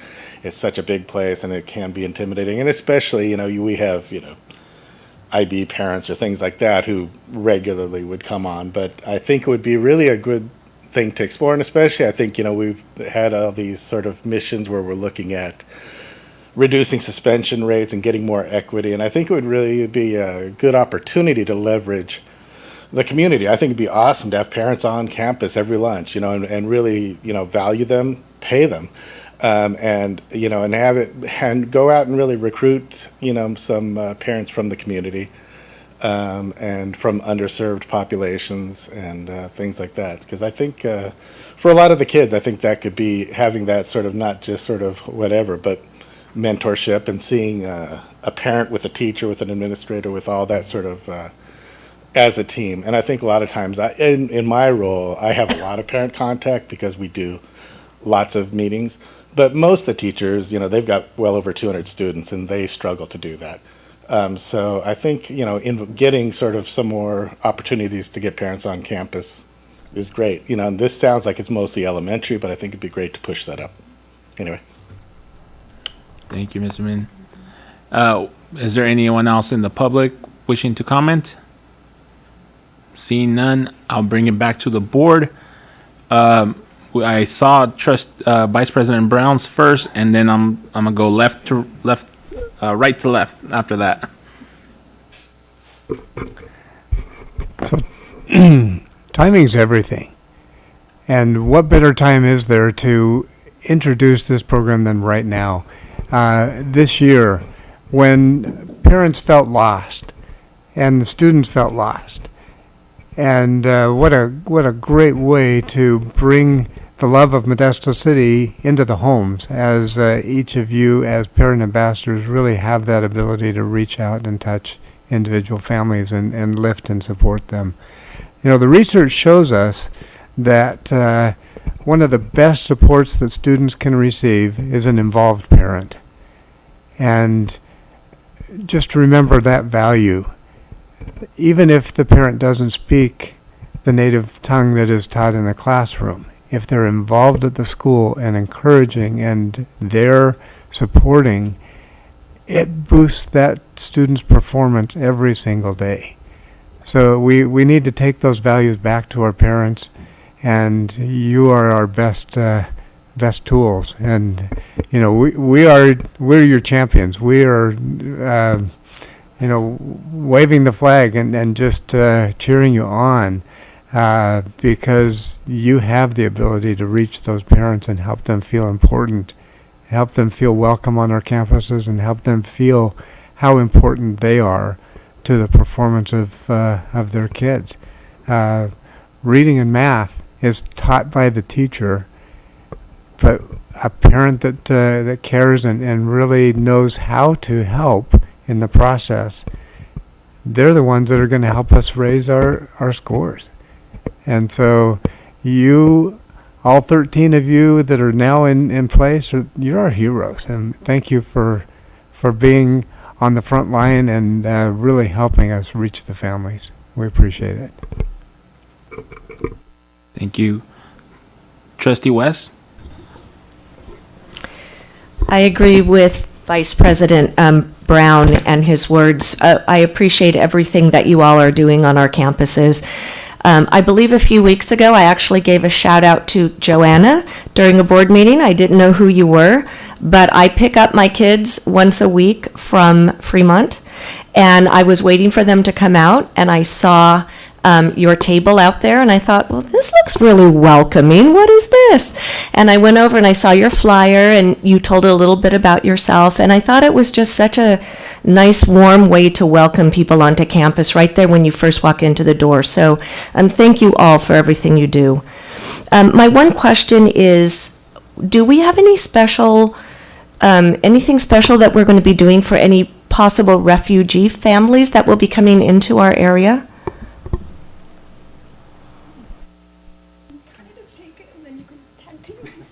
Sorry. So I actually came from the CIPD department, working under Dr.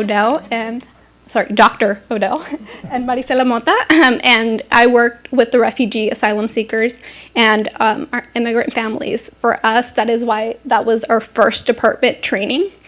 Because we want to make sure that every single parent ambassador out there, like Mr. Brown had stated, is able to reach parents no matter what language they speak. We also do collaborate with the CIPD department to be able to assist any welcoming family.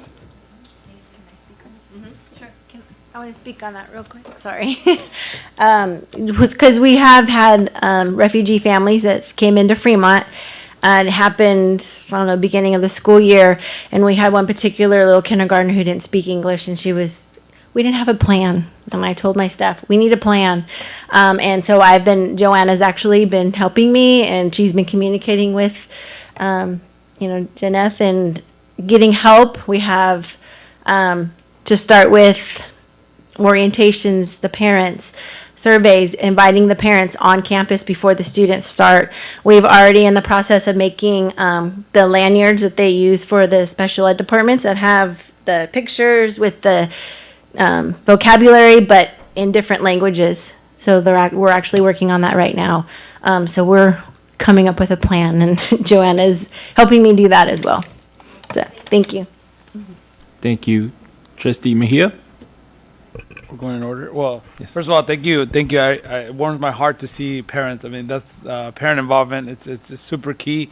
And my hope, and I'm going to throw it out there as a vision, that this parents engage other parents that will take the roles, and then they become part of the district and take some more leadership. And that's, I mean, to me, that's kind of where it starts. It starts there, but hopefully, as you're seeing the important value that you bring, that you also become employees, not employees, but higher up in the district and move up in other opportunities. I really wish we had like hundreds more in our future. So I really appreciate each one of you, and thank you for taking the leap of faith in this program and really giving you 100%. And I know this is the beginning. I look forward to hearing lots of all the great work that you'll be doing in many years. So congratulations, and thank you for being here tonight.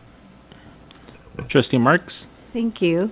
So great. I loved hearing your stories and just sharing with us. I could see your heart in your eyes and how you're just so passionate about what you're doing, and that it's really making a difference. I think we all want to make a difference, and you are making a difference connecting those parents with the resources. I loved hearing that, because I know that's one of the things that I've heard from other parents is, I don't know where to go. I don't know where to get help. I don't know what to do. And so now I know. I'm going to keep your names, and I'm going to contact you and say, I got a parent at the school that needs help, if they haven't found you already, which they probably have.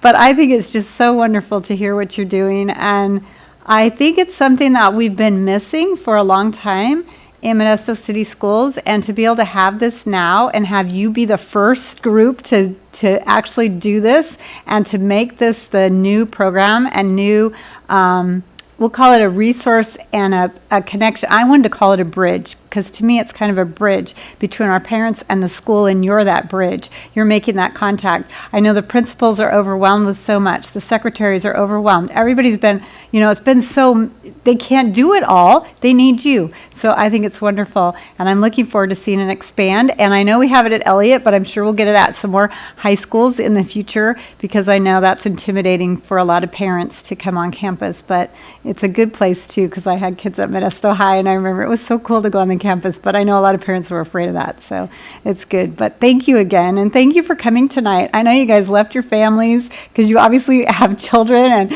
and other commitments, and so thank you for coming tonight and just showing us your faces with us. It was really good to see you here in person. Thank you. President Lopez, may I add one thing just that pertains to what Trustee Mark said? So we do have the program at high schools. We had Ms. Lyons here, who is from Elliott. She's one of the parent ambassadors, but we do have parent ambassadors. I think Gianna is at Enox. So just to give you an idea, and we can put in a future board communication, we can put more information on the various sites that the parent ambassadors are assigned to, if that would be helpful. But I do want to say that they are represented at every grade level. Yes. That's great. I know I saw Mady shaking her head that we have it at all the high schools, but I was like, wait, I only saw, but I forgot about Enoch. I was going to share that information just a little bit later, just to reassure that we are definitely at all the grade levels. Good. It's just that we're at only 22 right now, but we continue so that all 34 eventually will have a parent ambassador. Okay, that's great. And that's intended for this year as well. So, we are getting started. It takes some time to get that momentum going, but we're feeling really great about the program, and we'll have everybody in place, and then next year we're going to really hit it hard. Okay, good. Thank you. Thank you. Awesome. Thank you. Trustee Urban? Yes, definitely parent involvement, parent engagement. Great to see, really great to see, and to see what's coming on the that you have outlined on the PowerPoint. Like I said, anytime we can get our parents involved, engaged, in their child's education is I just want to. So I worked for the district for 14 years. And in that time, I've seen parent engagement and involvement program strategies come and go. And so the charge I have for you, and I always try to figure out, why did it just come and go? I found out one thing is that most of them were all site-based, in terms of their direction and governance. And now this is district-based, and you guys have Mady here. So Mady's a game changer. So when you guys are out there, you're going to be the foundation for something that's going to be successful, because the consistency is what we need in addressing the parent engagement piece. Once you become engaged with parents, they become engaged with the school, engaged in their child's education, and then continue to build that consistency where those relationships are developed, and voila, we have successful students. So just remember, you're basically starting anew, because now it's from a district perspective, and you're going to go through TK to 12, right? And so, your jobs are vital and crucial to our district, as a whole. You're the soldiers, so to speak, the ground troops out there in the community. So remember that piece that you have. Don't take it lightly, because that's what we need. We need to engage our parents. We got a lot out there, but your piece is very, very critical to the success of our district as a whole. So I just wanted to just point that out. Oh my God, no. I already know you can do it. Because your Army veteran over there is at the helm over there. If I could just say something really quick to Cindy. I do remember SMA. I know I probably should be. I was actually the first drill sergeant for SMA. I think I remember you bringing them in to one of our dinners at the annual trustee I just wanted dinner. to share that. Oh my gosh, thank you for reminding me. So if Mady start barking orders at you, she's a drill instructor. You know what I'm saying? Thank you, though. Thank you for all your work. Any other comments? Well, thank you. I remember sitting in the presentation at CSBA when we were being introduced to parent ambassadors from a district down in I think Riverside County. Moreno Valley. Moreno Valley. Moreno Valley. Yes. And we came out of that meeting, and I was very excited, and I looked to Sarah, and I was like, Sarah, this will be great. She's like, yeah, but we can do more. And so and so I see that now, and I think it's very important that the district is deciding, and that we are deciding to invest into a key asset to our community, which is our parents. The work that, as mentioned before, the work that you're doing is vital to the success of our parents, but more importantly, of our students. I like what you used, bridges, but I say bridge constructors, because you're a bridge to build more bridges for other parents.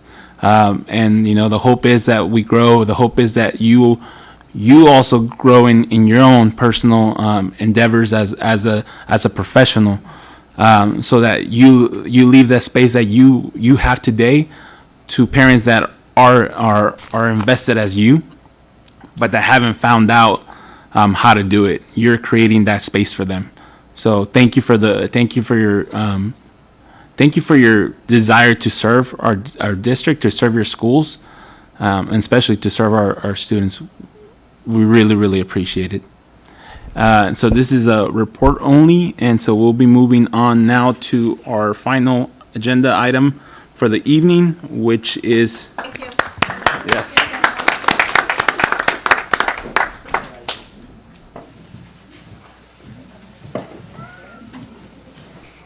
which is a report on sustainability initiatives project. And this is Mr. Searly. Thank you, President Lopez. Good evening, trustees. I'm not sure how you follow that. Yeah, it's not easy. Pretty impressive, but we're pretty proud of this initiative as well, and thank you for allowing us the opportunity to speak to you again about this. I know this could be information overload. For some of you, it's been 2 or 3 times, but there's a purpose for this, and we'll get to that. I do have, it does take a team around here to do anything, and I do have a team here with me tonight in support of this presentation. Elliot Feldman with Schneider Electric, he's our project manager. Roger Orth, our Senior Director of Maintenance and Operations, and our newest hire to the district, Gilbert Rosas. He's our new Director, too, of Sustainability and Adaptation, and has been very influential in getting us this far at this point. So we have everybody here to support the presentation. In addition to the following Schneider Electric projects for sustainability, the focus of this presentation is to prepare the board for really approval of the construction contract at the next meeting, April 18th of 2022. The project will include 30 slow charging stations for our buses and 2 fast charging stations initially, with added infrastructure for future charging stations at the Corporation Yard. This just shows you a visual of what the Corporation Yard will look like. The buses will be parked under the blue area. Those would be the solar arrays that will have charging stations, solar-powered charging stations for our buses, and then the additional fast DC chargers in the corner. Infrastructure will be put in for additional chargers in the future. This is a rendering of, and this is actually Downey High School. It's in the quad area of Downey High School, of what our outdoor learning environment will look like. Just keep in mind our outdoor learning environments are 2,000 covered square feet, or about twice the size of an average classroom. So we're going to have large outdoor areas for our students to learn in once these are constructed. We're also considering in the construction contract solar shade structures. Davis High School is proposed to be our first high school for solar shade parking. Why Davis?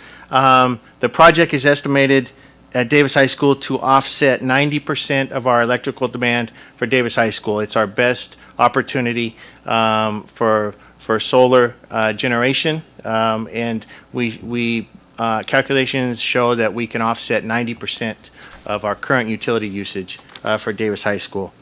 An important piece of our project you've heard tonight from our CTE program will be integration of our renewable energy curriculum into our existing CTE programs with the goal of providing our students valuable career opportunities. Schneider has also helped us, along with our communications department, Kristen Noonan, to come up with a marketing campaign. The movement begins has been chosen as the tagline. Since this is just the beginning for other sustainable initiatives in the district, we did not want the buses just to be a one-off purchase for sustainable initiatives. And for example, through the work of Gilbert Rosas already, we've been awarded a grant that will fund half the cost of what is called a mean green mower, and that will begin to replace our current diesel operated equipment. This is a 72-inch lawnmower, a riding lawnmower that, and we will show you one of these here soon. But one of the greatest advantages of this is it can go inside classroom wings. Doors can be open, and nobody inside would even know this piece of equipment is out cutting the lawn or blowing the sidewalks off. It's that quiet to be used, in addition to not using diesel fuel for operation purposes. So the total estimated, this will be a turnkey project of the 3 different initiatives that we've outlined. When this presentation was put together, it was $13 to $15 million was the estimated project price. We have now had what is called our 90% progress meeting with Schneider Electric, and we're right at the $13 million, so at the low end of this estimate. But I do want to point out that we have already secured $4.2 million of ESSER funding for our outdoor learning environments. And we've also applied for currently $4.5 million of grants with the San Joaquin Valley Air Pollution Control District and the California Energy Commission to offset the cost of our charging station construction. So we're anticipating getting $4.5 million of support from the San Joaquin Valley Air Pollution Control District and also the California Energy Commission that will go against the $13 million cost of the construction. And we are continuing to explore every day additional funding opportunities that will include the possibility of zero interest financing.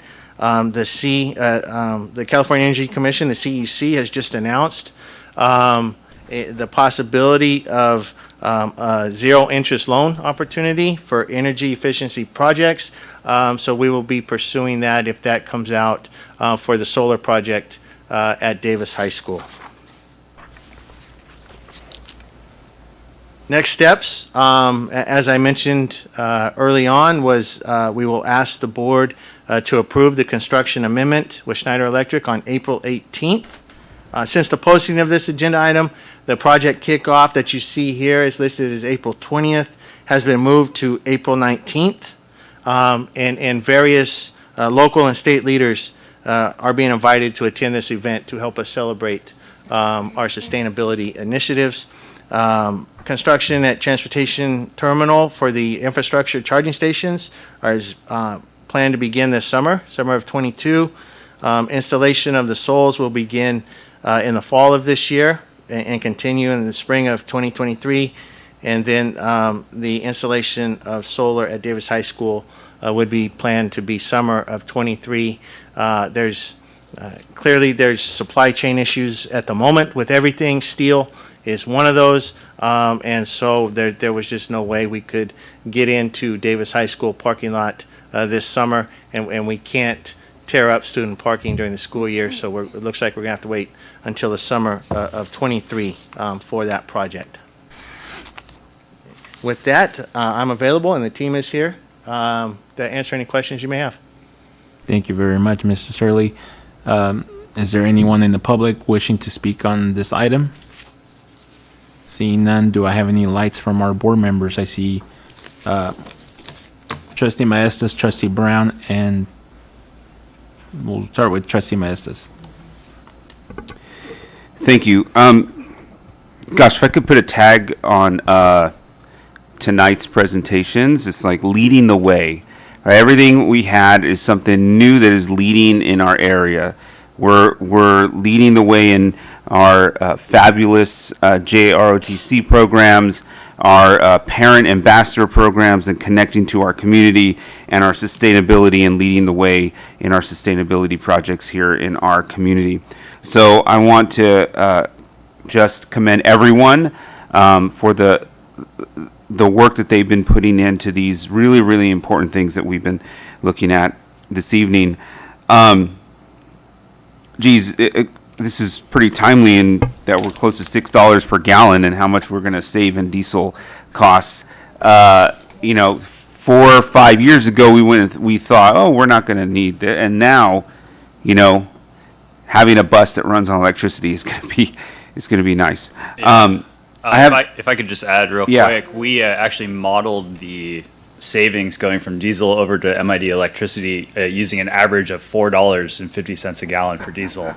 So, we are being very conservative. The numbers that you're seeing, if the trend continues, it's going to be significantly higher. So I just wanted to call that out for your knowledge. Yeah.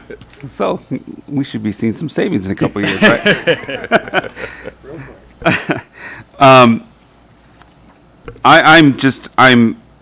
This is one of the things that I think we all have something that we really want when we come on board, and this is one of the things that I've wanted in our community so long, is how do we build a future for our kids and show them that we're leading the way in sustainability. So I'm very, very excited to see all of this. And I just have one question. And this question, I don't know if it's just maybe something that for the future in terms of our sustainability. We live in California, and we've seen many, many years of drought. I saw here that we are getting San Joaquin Valley Air Pollution Control District. I know they have a grant. I know that when I redid, I took out my entire lawn in the backyard because I just didn't want to pay. One, I didn't want to pay for water. Right. But two, we're in a drought, so I thought I'd save some water. And I put artificial turf in the backyard.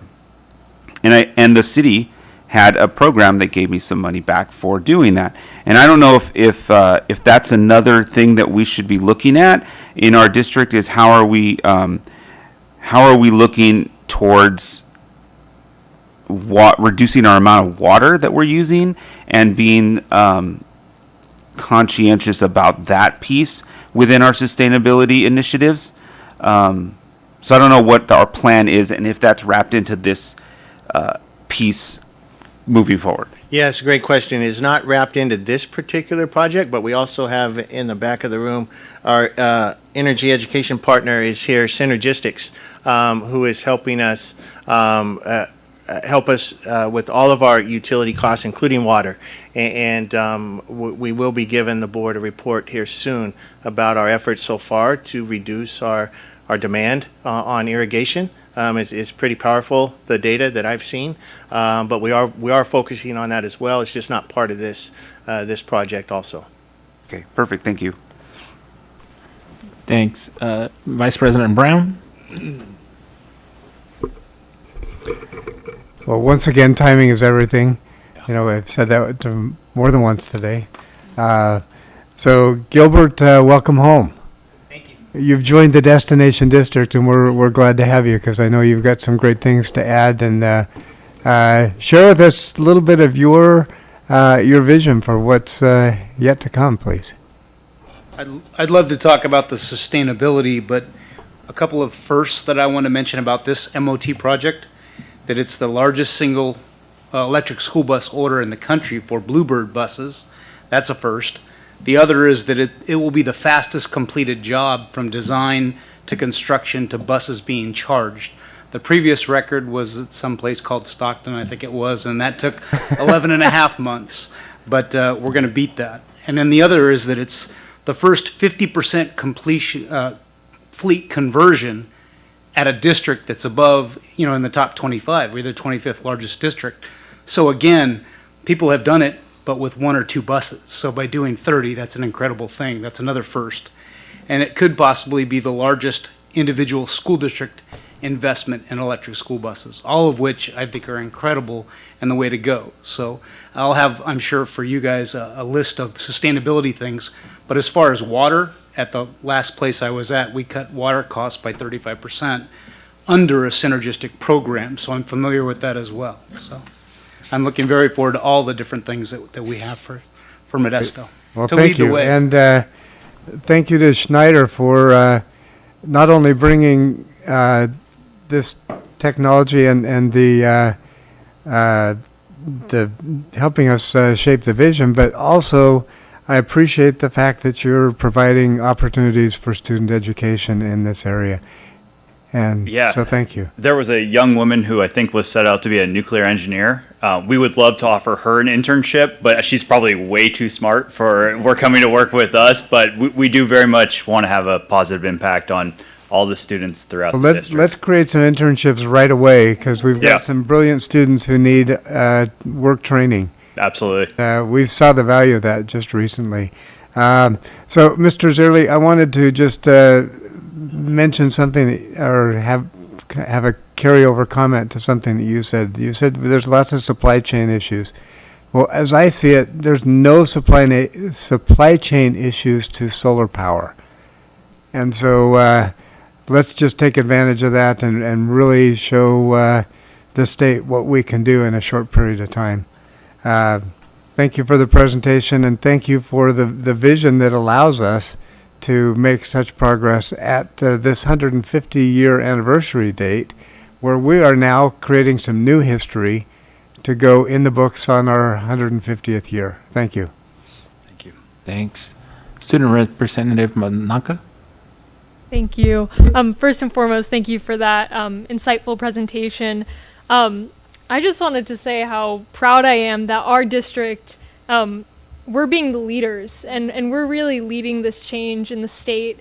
I think it's just such a great example to the community and specifically to students. I know that, students, especially Gen Z, we really care about environmentalism and, because this is going to be our earth so, we're going to be inheriting the environmental problems that we've been facing. So I think it's really great for students to see that Modesto City Schools is actively working to better the environment. And I also just wanted to touch on the solar shade structures because I think it's a great idea. I know whenever, when it's summertime and I go to my car, it's burning hot. I was just wondering, do we have any plans to extend that to other high schools? And if so, what is kind of like the predicted timetable?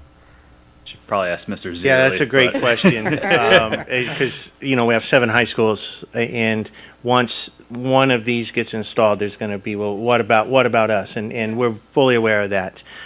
We are working on a possible high school bond measure, and depending on the success of that, this November, that could speed up those projects at the other high schools. Otherwise, we will use this opportunity with the team we have together to find other resources available to us to expand this to our other high schools as well. Thank you. Trustee Irvin? Yes, thanks for the great presentation. Again, I wanted to ask about, is it Mr. Rojas? Rosa. You said ours was going to be the largest, purchase. I've been kind of following the electric, buses and things like that. I know Oakland and San Francisco purchased quite a few of those as well. So I was trying to figure, was ours top theirs or? I'm not sure exactly which ones or which program, but I can look it up and find out. Yeah. So our manufacturer is Bluebird, and we are told by Bluebird that it is the single largest one-time purchase in the nation. Our investment. They may have purchased other brands or done something different, but for us in Bluebird, which is the manufacturer we're going with, that has been confirmed. And the other part of that is they may be getting stuff through another consortium or another group and then just giving some to one district and some to the other, so that it's not as many buses. And the people from Bluebird are actually flying out for our kickoff meeting to present an award for that. Okay. Yeah, I'm wow. Excited about us moving in that direction, that electric. I know from a business standpoint, as a business owner with Amazon vans, we patiently waiting for Amazon to expand to allow our area to have electric buses, electric delivery vans, because they're in San Diego and Los Angeles. They're picking the bigger cities, but it's like, we want to start here too as well. So we're looking forward to our opportunity to be able to have those new electric delivery vans that they have. Absolutely. So yes. Krista mentioned this in her presentation as well, and I would be remiss if I don't. The board has mentioned thanking us for the vision, but I do have to thank the board for your vision and your support. I did a live interview today on Fox 40 News about this project. The news is out there, and I did say how much we appreciate the support we have from our Board of Education and our superintendent, because it wouldn't be possible without your support. And so I want to echo what Krista said and hers as well. It's our vision, and your support of it makes this happen. Thank you very much. Any other comments? May I say one more thing? And I appreciate it. I owed you a response. You asked for a windmill on the solar outdoor learning environment, and I want to say we found a solution for you. They can be equipped with a weather monitoring device where it looks like a windmill, and it will spin constantly as the wind changes, and it will collect real-time weather data that the students and staff give out. So I didn't forget you, and I searched high and low, and I just wanted to close the loop there. Yeah. Thank you very much for your time and your leadership. Appreciate it. Thank you very much, and thank you everyone for. I was mentioned today. We're leading the front on a lot of areas. Is a great time for our district, and thank you for all the work that everyone has been doing to make this possible. This was also a report only, so now that brings us to our agenda, to our adjournment. So, is there anyone will motion for adjournment? So moved. Motion by Trustee Irvin, seconded by Trustee Marks. All those in favor say aye. Aye. Any opposed? Hearing none, this meeting is adjourned. We'll see you April 18th at 6 p.m.